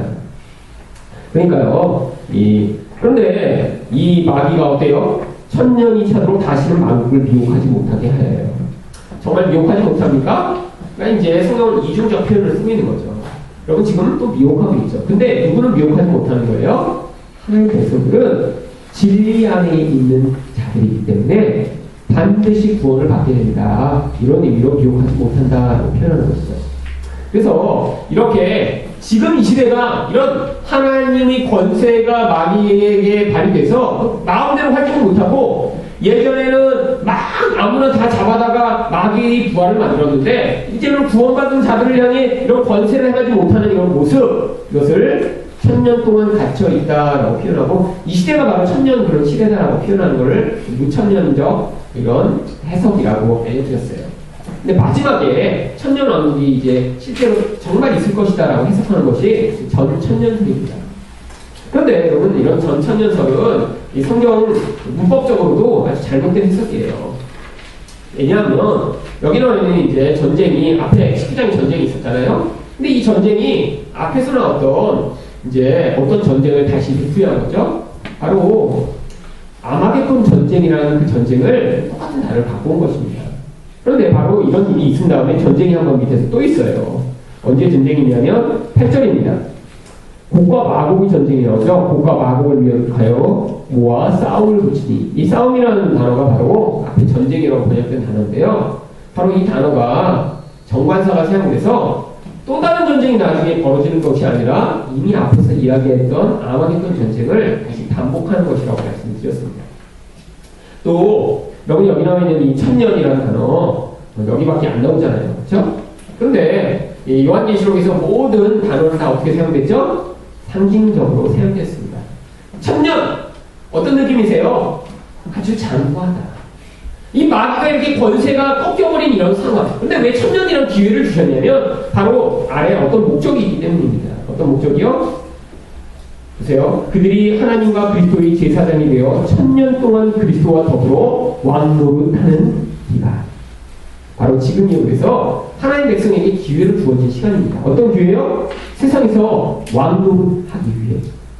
여러분 나중에 일어날 천년 왕국을 기대하는 사람들은요, 이 왕노릇에 대해서 오해하고 있는 것입니다. 어떤 왕노릇을 기대하죠? 그들이 이제 이야기하는 게는요, 나중에 이제 이렇게 예수님이 세상에 다시 임해 예수님을 대적하는 무리들이 이렇게 패배하지만 그 중에서도 예수님의 그 공격으로부터 살아남은 소수의 무리가 있으리라고 생각하는 거예요. 근데 이렇게 소수의 살아남은 무리들을 이렇게 예수님과 함께 하늘에서 내려오는 하나님 백성들이 다 그들 포로로 잡는 거예요. 굴 속에 숨어있다 그런 사람들. 다 끄집어내갖고 그들을 어떻게 만드는 거예요? 다 집집마다 데리고 가서 노예로 푸는 거죠. 그래서 집집마다 이제 요리사 한 3~4명씩, 청소가 한 5명씩, 그 다음에 뭐 애들 뭐 교육도 그들한테 맡기고, 그리고 이제 집에서 띵가띵가 우리는 천년 동안 놀기만 하는 거예요, 계속. 왜? 노예들이 다 일하니까. 그 다음에 어떻게 돼요? 그렇게 천년 동안 일하고 너무 힘들다가, 그러다가 나중에 너무 화가 나서 천년 만에 반기를 드는 이 모습, 이게 이제 마지막에 또 벌어질 것이라고 얘기하는 것이 천년왕국을 기대하는 것입니다. 여러분, 그런데 여기서도 벌써 이게 어폐가 있죠. 예수님이 오셔서 왕이 무엇인가 보여주셨습니다. 세상 사람들은 어떤 왕을 꿈꾸는 거예요? 그런 우리 왕을 꿈꾸는 거예요. 내가 점점점 높아지고 아무도 나를 간섭하지 못하고 내 마음대로 하는 그런 삶을 살게 돼서 내가 내 집에 정말 노예를 한 10명씩 부리고 100명씩 부리고, 지난주에 보여드렸듯이 인도에 있는 그 안틸라라고 하는 1조 1천억 원짜리 집을 지어보고 5시골을 위해 1000여 명의 하인들을 부리는 그런 삶. 여러분, 그걸 하나님 백성에게 원하시는 하나님의 목적일까요? 여러분, 천국에 갔는데 거기서도 정말 등급이 나뉘어서 약한 자가 강한 자를 섬겨야 되는 그런 천국이라면 거기가 천국일까요? 그게 바로 이 땅의 시스템이잖아요. 마귀가 만들어놓은 시스템이요. 강한 자들은 자기 것을 내놓지 않아서 자기 배가 터지도록 먹고 토하는데, 가난한 자들은 계속해서 가난한 이 땅의 시스템, 강한 자가 약한 자를 누르고 죽이는 시스템. 여러분, 근데 예수님이 오셔서 그 시스템을 뒤집어 엎으신 거예요. 어떻게 해요? 세상에서 가장 강하신 분인데 가장 약한 자처럼 되셔서 그분이 범죄자요 원수들을 위해 대신 죽으신 것이죠. 그리고 그것을 뭐라고 가르쳐 주셨어요? 이게 왕노릇이다. 이게 바로 성경이 얘기하는 세상의 왕과 하늘의 왕이 완전한 대조되는 것입니다. 마지막에 천년 동안 우리가 그런 높은 자리에 있어서 예수 안 믿던 자들을 노예로 부릴 거라고 생각하는 이런 가짜 왕노릇, 이런 왕노릇이 아닐까요? 지금 우리가 왕노릇을 할 수 있는 거예요. 천년 동안 장구하게. 어떻게 해요? 멀리 가서 아프리카지만 안 가셔도 됩니다. 집에서부터 하실 수 있죠. 집에서부터. 그렇죠? 여러분, 남편 원하는 대로 해주세요. 그거 안 해줘서 그렇게 힘든 거 아니에요. 그렇죠? 또 여러분이 안에 정말 왕비처럼 섬기시는, 그때 왕노릇이 되고 있는 것입니다. 그렇죠? 거기서부터 하시고요. 그리고 이 교회 얼마나 섬길 사람이 많아요. 그렇죠? 그래서 여기서부터 섬기시고 여기서부터 왕노릇 하시는 거예요. 예전에 제가 성경을 가르쳤던 신학생들한테 이제 이렇게 가르쳐 줬거든요. 그래서 언제 그 집에 가서 이제 식사를 했는데, 아내가 그 남편 보고 그러는 거예요. 여보, 이제 왕노릇 좀 해. 그래. 그러니 가더니 설거지를 막 하는 거예요. 저한테 배워서 이제 자기네들은 왕노릇 서로 하나 딱 그러면 서로 눈치를 보고, 아, 그래, 왕노릇 해야지, 청소하고. 그래서 남편이 이제 자꾸 왕노릇을 자기가 시켜준대요. 왕래라고. 그래서 정말 잘 배웠더라고요. 잘 배웠더라고요. 그럼 왕노릇 집에서부터 이렇게 하실 수 있어요. 그렇죠? 그래서 이렇게 정말 얼마나 하기 귀찮고 싫은 거, 그거 특별히 할 때 자기는 왕이 되는 거예요. 그래서 자꾸 남편을 왕될 기회를 주시고, 자기도 자꾸 왕으로 섬길 때, 왕비로 섬길 때, 그럼 그렇게 되면 그게 뭐죠? 사랑하는 것입니다. 그래서 천국에 가면요, 다 어떻게 되는 거예요? 서로 남을 다 왕 만들어주는 거예요. 그러니까 어떻게 돼요? 거기가 행복하고 즐거운 곳이죠.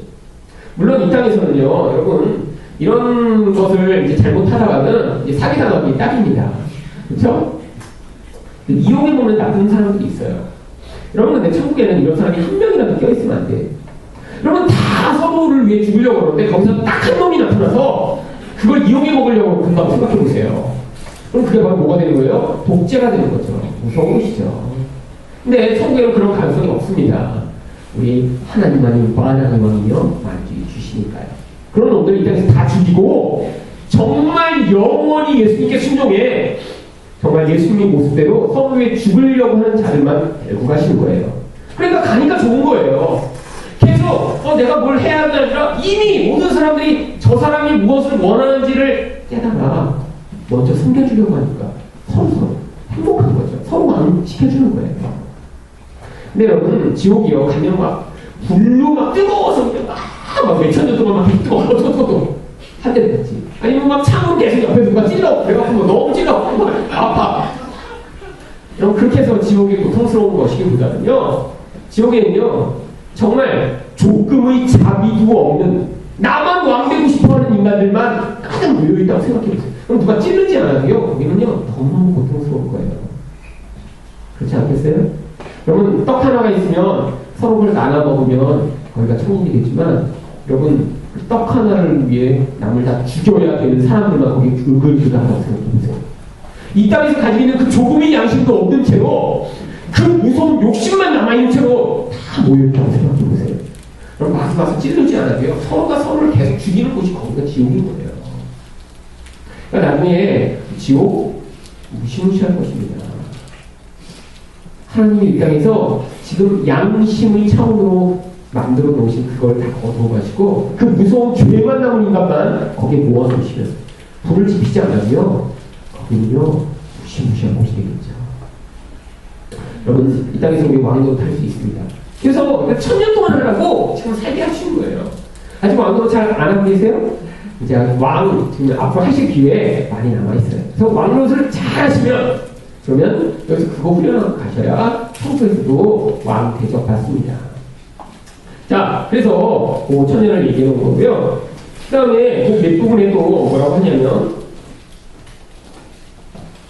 자, 여기 이제 5절, 6절에 나오는 이 첫째 사망, 첫째 부활 이런 내용 때문에 헷갈리시는 부분이 있는데, 여기 그 내용이잖아요. 5절, 6절 같이 한번 읽어보죠. 시작. 그 나머지 죽은 자들은 그 천년의 천일까지 살지 못하더라. 이는 첫째 부활이라. 이 첫째 부활에 참여하는 자들은 복이 있고 거룩하도다. 둘째 사망이 그들을 다스리는 권세가 있고 도리어 그들이 하나님과 그리스도의 제사장이 되어 3년 동안 그리스도와 더불어 왕노릇. 여기 첫째 부활은 나중에 부활한다는 의미가 아니라 이제 예수를 믿어서 이제 영혼이 살아나는 것을 첫째 부활이라고 설명하는 것입니다. 그러니까 이제 이후에 있는 게 아니라 우리는 다 지금 어떤 자예요? 이미 첫째 부활을 경험한 자예요. 예수님을 믿었으면. 우리 안에 영혼이 살아났잖아요. 그런데 첫째 죽음은요, 바로 그 부활을 경험하지 못한 자들이 육적으로 죽는 것을 이야기하는 거예요. 그런데 둘째 죽음이 있습니다. 둘째 부활이 있습니다. 언제요? 마지막 심판이 결정되고 나서 그때는요, 이제 영원으로 가는 그 길이 거기서 갈리는 거예요. 영원한 죽음이냐, 영원한 하나님과 이 생명을 얻는 삶이냐. 그때를 둘째 부활, 둘째 사망이라고 표현을 하는 것이죠. 그래서 여기 그 첫째 부활, 첫째 사망이 여기 이야기하는 것이에요. 그러니까 첫째 부활에 참여하는 자는 둘째 사망이 다스릴 권세가 없는 거죠. 이미 부활을 첫 번째로 이 땅에서 얻었으면, 영이 살아났으면 영원한 하나님 나라에서의 그 삶이 이제 시작된 거기 때문에 이 첫째 부활에 참여하는 자는 뭐 하는 거예요? 하나님과 그리스도의 제사장이 되어 1000년 동안 왕노릇하는 기간으로 이 땅을 지금 살고 있는 것입니다. 누구만 왕노릇할 수 있냐면 바로 이렇게 우리 안에 하나님의 영을 가진 자만 왕노릇할 수 있어요. 그 왕노릇을 성경에서 다른 말로 뭐라고 하냐면 내 이웃을 내 몸처럼 사랑하라라는 표현이 바로 왕노릇이라고 다른 말로 표현한 거예요. 성경은 사실 처음부터 끝까지 다 똑같이 얘기하고 있습니다. 결론은 뭐죠? 하나님을 사랑하고 이웃을 사랑하라. 이렇게 하나님 사랑하고 이웃을 사랑하는 그 기준을 넘은 것을 의롭다라고 표현한 거고요. 그걸 바로 죄가 없다라고 표현한 거죠. 그걸 가능케 해주는 것이 바로 성령이 오셔서 하는 일이고요. 성령이 없어도요, 돈 버는 일을 할 수 있습니다. 그런데 뭐는 불가능하냐면, 이웃을 사랑하고 하나님을 온전히 사랑하는 일이요, 성령이 오시지 않으면 불가능한 일이에요. 왜? 죄의 자기 중심적 경향성 때문에 이게 불가능한데, 우리 안에서 성령이 그 일을 만들어내신 것입니다. 그래서 여러분 예수 믿으면서요, 문득 그런 행위들이 여러분 안에서 나오는 거예요. 그래서 여러분을 향해 하나님이, 야, 내 사랑하는 종아, 네가 잘하겠다. 뭘 한 거예요? 사실은 성령이 와서 행하신 일인데 그걸 우리 힘으로 인정해 주신 것입니다. 물론 24시간 내내 죽을 때까지 예수 믿어서 실수 안 하고 계속 이렇게 사랑만 하고 계속 좋은 일만 할 수는 없죠. 왜? 우리는 자아가 같이 동시에 존재하니까요. 이 자아로 말미암는 이 어두움의 행위들이 나오지만 예수 믿는 사람이 삶 안에서는요, 도대체 세상 사람은 불가능한 그런 행위들이 문득문득 튀어나와서 그의 옛 자아의 힘을 꽉 사로잡고 그런 말미암아 그로부터 그런 행위들을 만들어내는 거예요. 근데 밖에 사람들이 보면 어떻게 돼요? 그 사람이 그런 일을 하니까 야, 되게 훌륭한 일 하셨네요. 그런데 또 그렇게 행하는 일들을 보면 세상 사람들을 보면 이해를 하지 못합니다. 왜? 연한 것처럼 보이거든요. 그런데 천년이 참에 사탄이 그 옥에서도요, 싸움을 또 붙여요. 이게 말세가 될수록 점점 어떻게 되고 있다는 거예요? 마귀가 마치 옥에서 풀려는 것처럼 활동하게 될 것을 보여주는 것입니다. 여러분, 지금 점점 그걸 느끼고 계시지 않나요? 맞습니다. 세상에요, 마귀가 얼마나 더 득실득실 활동을 강력하게 하고 있는지 몰라요. 정말 은혜를 받는 것이 점점 어려워지고요. 너무 많이 거짓이 섞여 있기 때문에 그 혼탁한 데서 진짜가 뭔지 찾는 것이 힘이 든 그런 세상이 점점 되고 있죠. 여러분도 그렇죠? 너무 다른 것들이 많이 들어오고 너무 재밌는 것들이 많기 때문에요. 여러분, 옛날에는 그냥 교회만 오면 은혜 받고 그러는 게 지금은 은혜가 정말 희귀해졌어요. 사람들이 너무 바빠지고 너무 재밌는 것들이 많아지고 지금 마귀가 활동하고 있는 것입니다. 더 강력하게. 그런데 이렇게 마귀가 하나님의 백성을 핍박하고 공격하려고 하더라도 어떻게 된다는 거예요? 하나님으로 말미암아 완벽한 심판이 이렇게 단번에 벌어질 것임을 보여주는 것이 여기 있는 거고요. 이 구절이 바로 앞에 나온 내용을 19장에서 우리가 읽은 그 입에서 칼이 나와 예수님을 대적하는 무리들을 심판할 내용을 여기에는 또 이렇게 불이 내려와 그들을 태워버리는 모습으로 설명하고 있는 것입니다. 그러니까 두 번 벌어지는 게 아니에요. 이게 이제 두 번 벌어진다고 생각하면 꼭 뭐를 해야 돼요? 예수님이 재림이 두 번 있어야 됩니다. 그렇죠? 그러니까 소정의 모든 것에 다 일관성의 위배가 돼요. 자, 근데 이제 거기 가면 어떻게 돼요? 미혹하는 마귀가 불과 요한의 곳에 던져지고 거기는 짐승과 거짓 선지자에 있어 새색도록 밤낮 괴로움을 받는 바로 그 마귀 삼위일체의 그 모든 세력들이 이제 단번에 영원한 멸망을 제공하죠.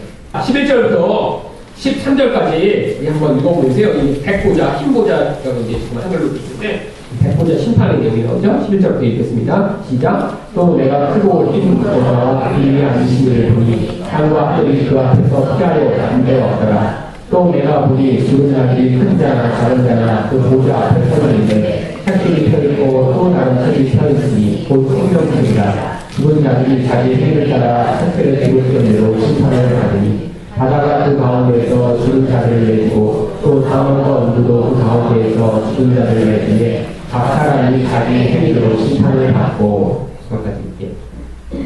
자, 이제 나중에 이 모든 일이 끝나고 나면요, 우리가 알고 있는 이 백보자 심판이 기다리고 있습니다. 왜 흰보자라고 백보자라고 이야기하냐면 하나님의 권위와 위엄을 보여주기 위해 흰색이라고 얘기하는 거예요.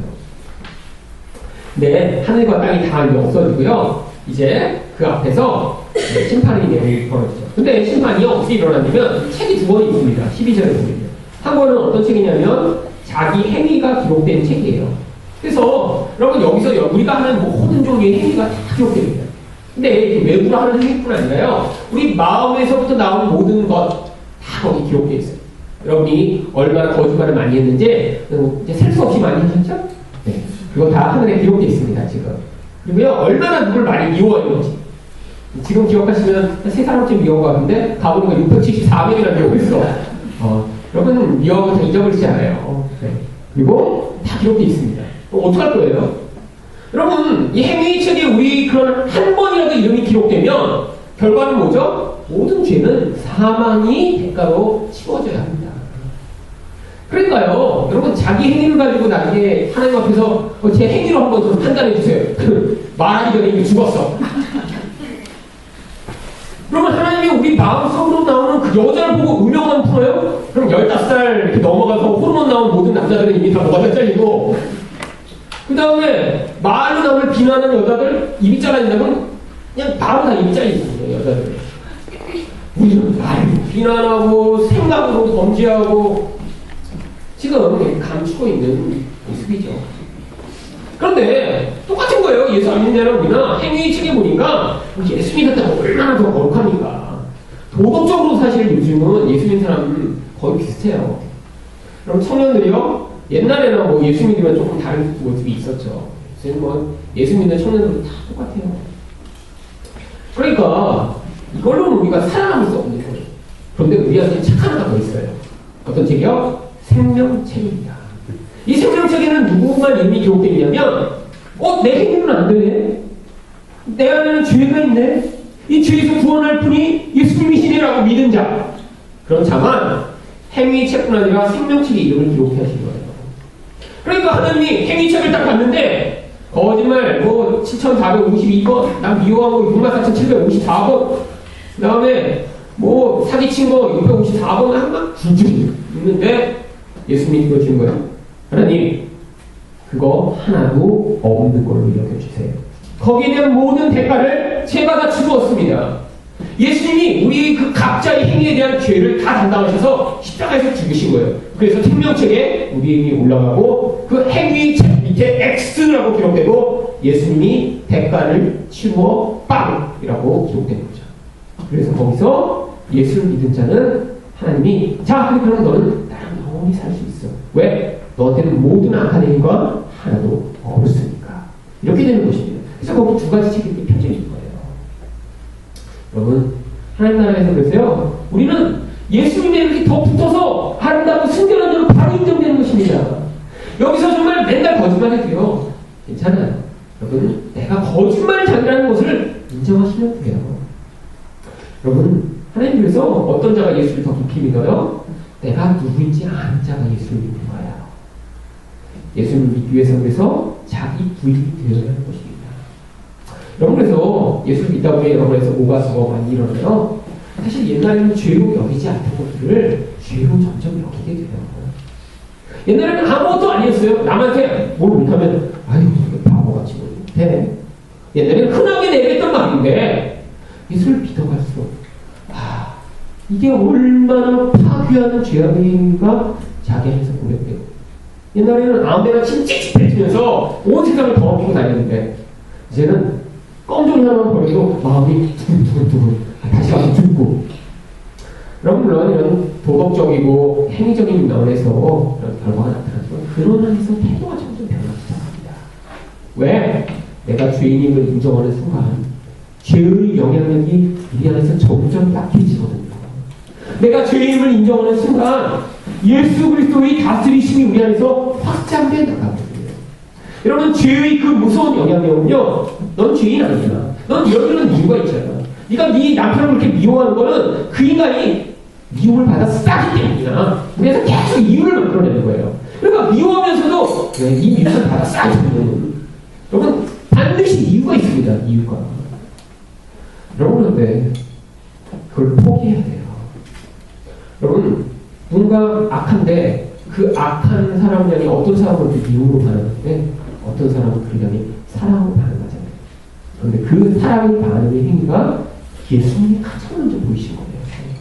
그러니까 그 사랑을 진짜 받은 자라면 악인을 향해서도 사랑을 해야 되는데 우리 안에서 나에게 불편하고 나를 힘들게 하니까 누군가를 미워하고 누군가를 저주하고 죽었으면 좋겠다고 생각하는 마음까지 갖는 그 행위.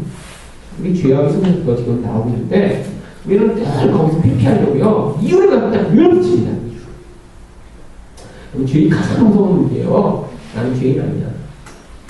이러이러한 이유 때문에. 그럼 그 이유를 포기하고요. 자기가 죄인임을 받아들이셔야 그 죄에서 우리가 자유롭게 될 수 있어요. 그래서 나중에는요. 이제 모두 심판을 받는 자리에서 이 생명책을 얻은 자만 하나님과 함께하고 나머지는 어떻게 돼요? 불못에 다 던져집니다. 무엇까지요? 사망과 음부까지요. 왜? 이 사망이 얼마나 무시무시한 존재인지 사실 이 사망이 사람들을 지배하고 이 세상에 영향을 미치는데 그것은 이제 죽음이 없는 그런 세상이 되기 때문이죠. 자, 그래서 이제 21장 가는 것입니다. 21장의 내용은 저희가 이전에 많이 앞에서부터 살펴봤는데요. 자, 21장 1절, 2절만 같이 읽겠습니다. 시작. 또 내가 새 하늘과 새 땅을 보니 처음 하늘과 처음 땅이 없어졌고 바다도 같이 있지 않더라. 또 내가 보매 거룩한 성 새 예루살렘이 하나님께로부터 하늘에서 내려오니 그 준비한 옷이 신부가 남편을 위하여 단장한 것 같더라. 자, 이 새 하늘과 새 땅. 이 새는요, 헬라어 성경에 이 새라고 하는 단어가 두 가지 단어가 있습니다. 여기서 이 새는요, 이전의 것이 변화돼 새로운 질을 가지게 되었을 때 새롭다라고 이야기하는 거예요. 전혀 없는데, 새 가구 생겼네? 가구 없던 집에 생겼을 때 그 새가 아니라, 리모델링을 한 거죠. 옛날에는 그냥 천이었는데 다 뜯어내고 가죽으로 바꿨을 때, 이거 새 가구잖아. 그런 의미. 자, 여기서도 하나님이 이 지구라는 존재를 이렇게 갱신하여 새롭게 만드실 것을 이야기하는 거예요. 그런데 이게 정말 우리가 나중에 지구에 살게 될지 어떨지 모릅니다. 그래서 새 하늘과 새 땅이 새롭게 생기는 거고요. 바다는 다시 있지 않아요. 왜죠? 앞에는 무슨 바다가 있다고 했어요? 유리 바다가 있었잖아요.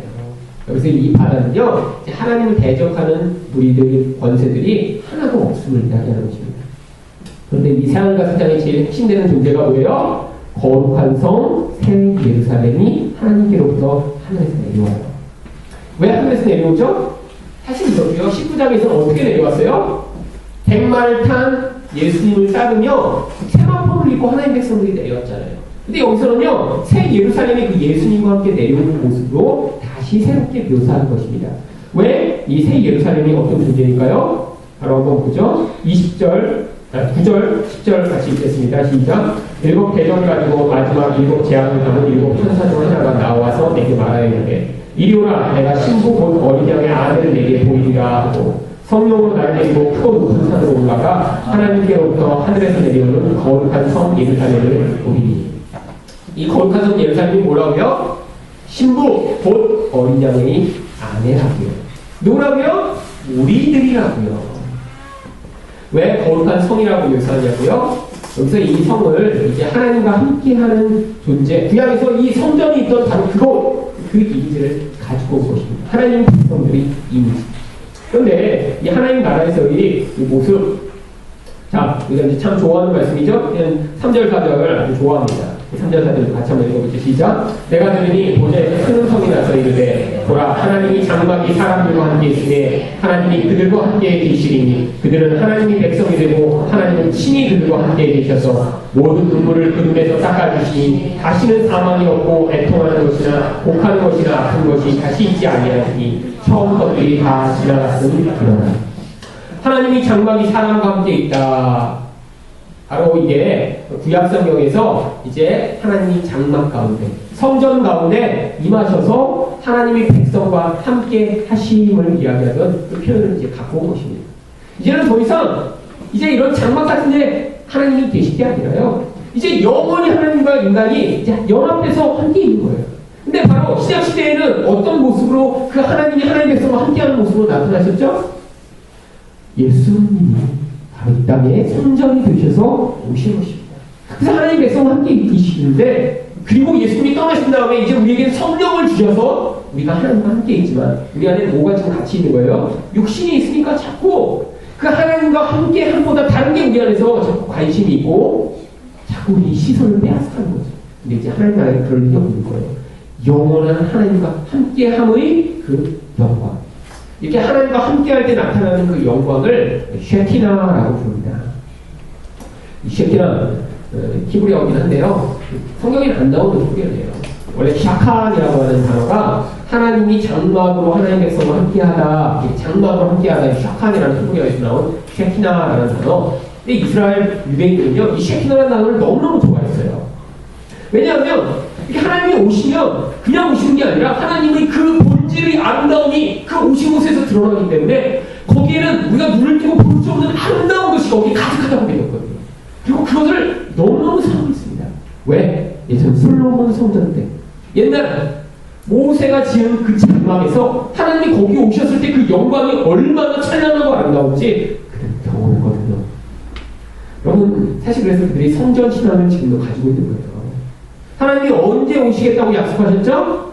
바로 우리를 하나님 함께하는 자 만드셔서 이제 우리 안에 오셔서 우리를 통해 하나님의 영광을 보여주시겠다고 약속하셨고, 여기서도 우리가 하나님의 그 영광을 드러내는 자로 살아갈 수 있는 거예요. 여러분, 언제 우리가 하나님의 영광을 보여드릴 수 있죠? 우리 안에서 하나님의 성품과 하나님의 능력을 보여주세요.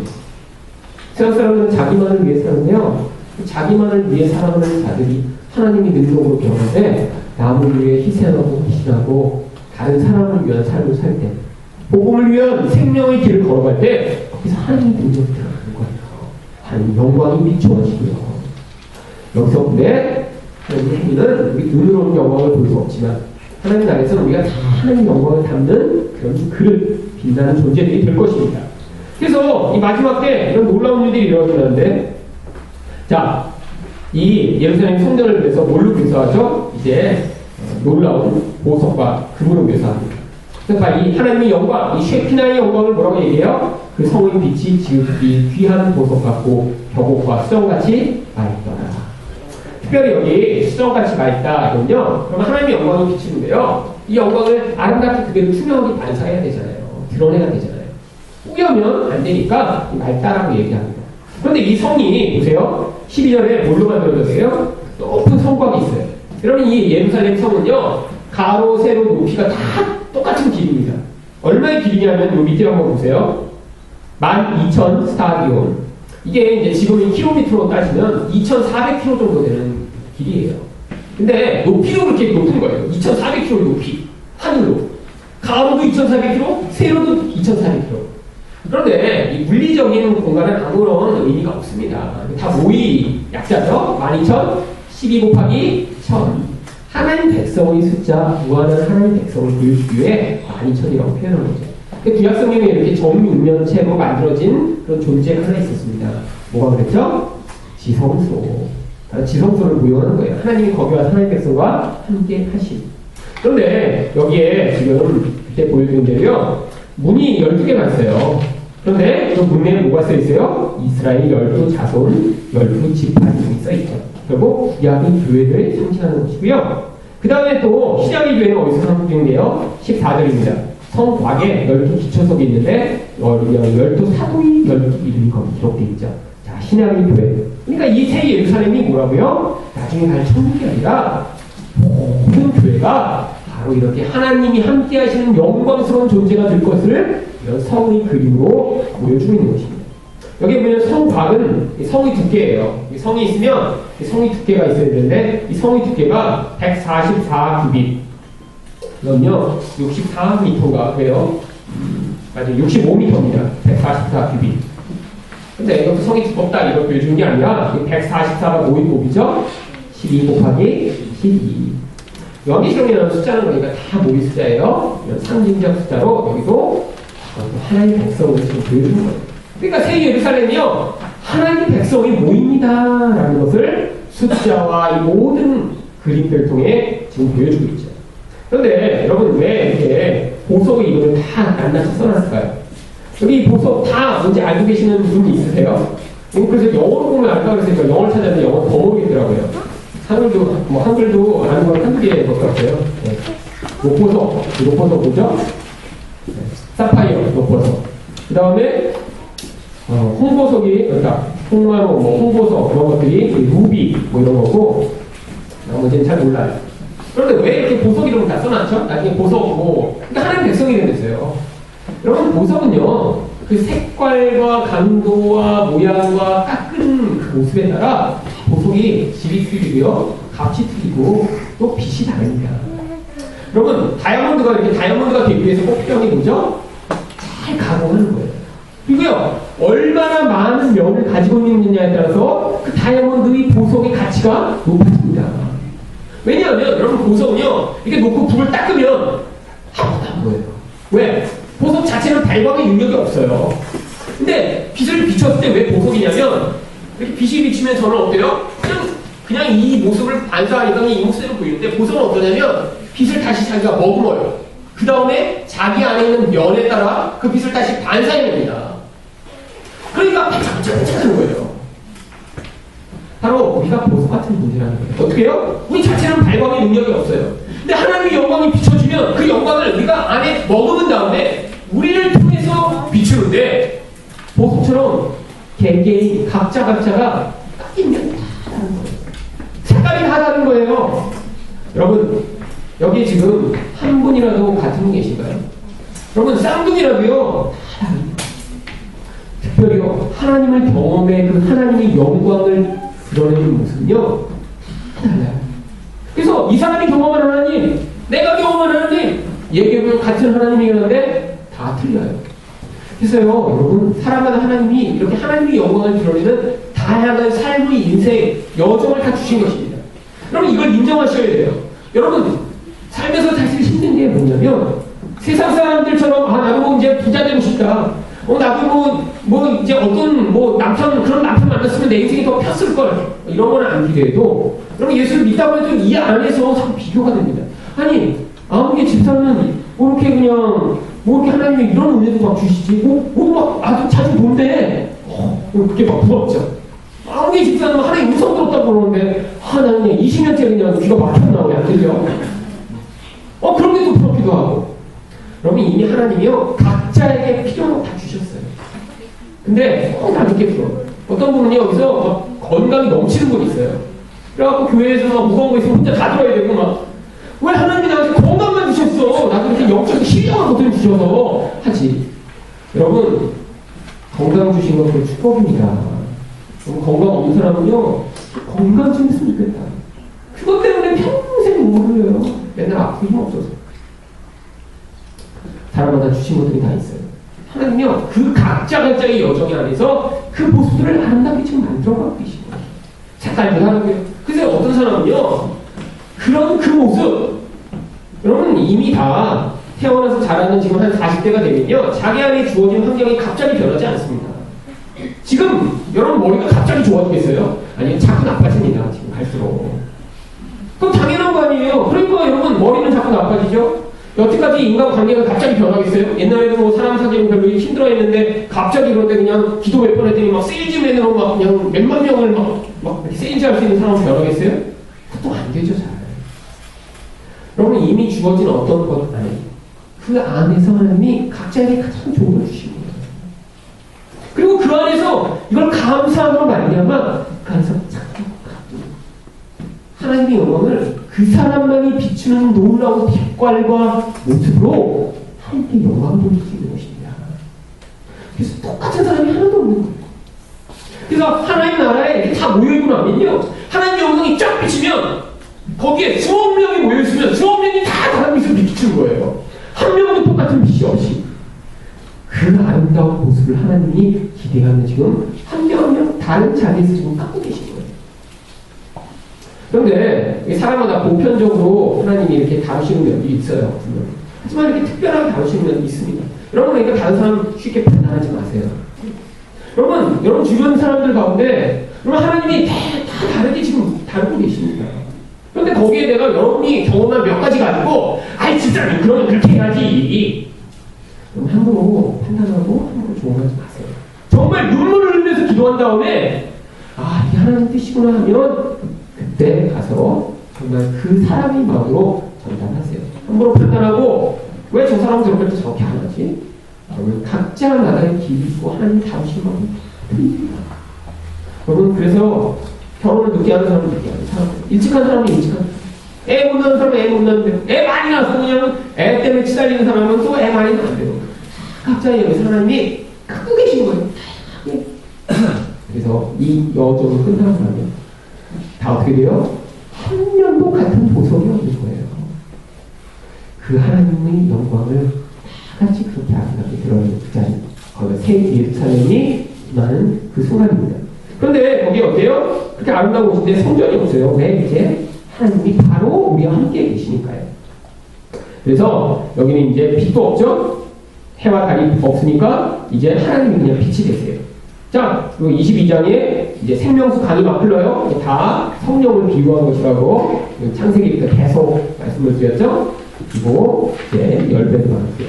그래서 다시 저주도 없고요. 나중에 한 가지만 보죠. 가보면 나중에 여기서 이제 개 좋아하는 분들 있죠? 그래서 마르티즈나 치와와 키우고 계신데 성경에는 개가 없습니다. 보세요. 개들 이런 것들 다 소밖에 있고 성에 못 온대요.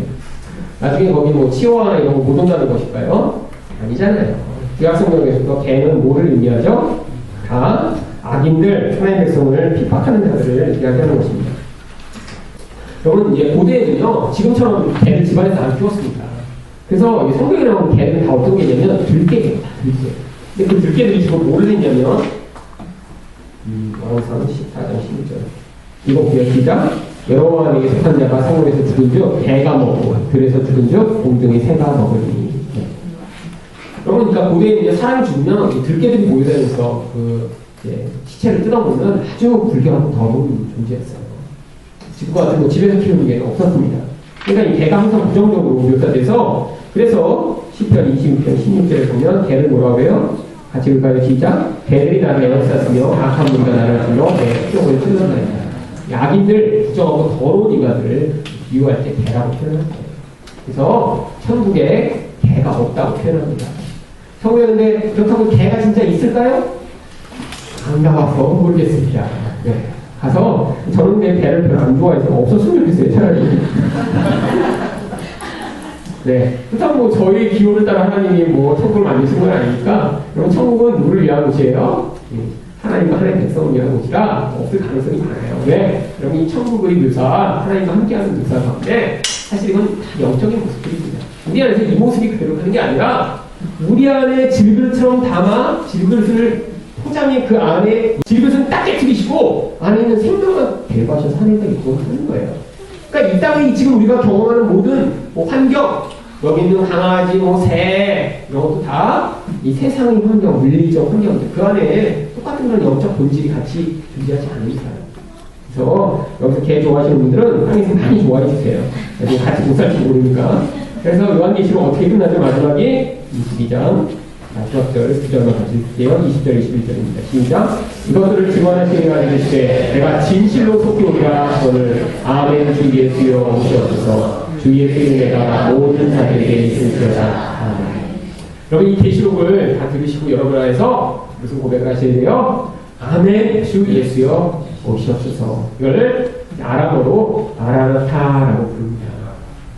마라나타. 주 예수여 오시옵소서. 마라나타. 여러분 이제 계시록 무섭지 않으시죠? 네. 계시록 다 뭘 얘기하는 거예요? 지금 하나님 백성을 얼마나 하나님이 사랑하시고 이들을 어떻게 아름답게 만드실 것인가. 그래서 걱정하지 마라. 두려워하지 마라. 내가 너희를 반드시 승리하게 할 것이다. 라는 약속이 담겨있는 것입니다. 함께 기도할게요. 하나님, 저희 이렇게 요한계시록을 통해 하나님이 약속의 말씀을 주셔서 감사합니다. 이렇게 이제까지 너무나 요한계시록을 잘못 배워서 내가 두려워하고 오해하고 있었던 분이 있다면 이 기회를 통해 이 말씀을 저희가 바로 깨달아 알 수 있도록 은혜를 베풀어 주시고 또 하나님이 말씀해 주시는 그 약속에 따라 저희가 믿음의 견고하게 설 수 있도록 축복하여 주세요. 예수 이름으로 기도하였습니다. 아멘.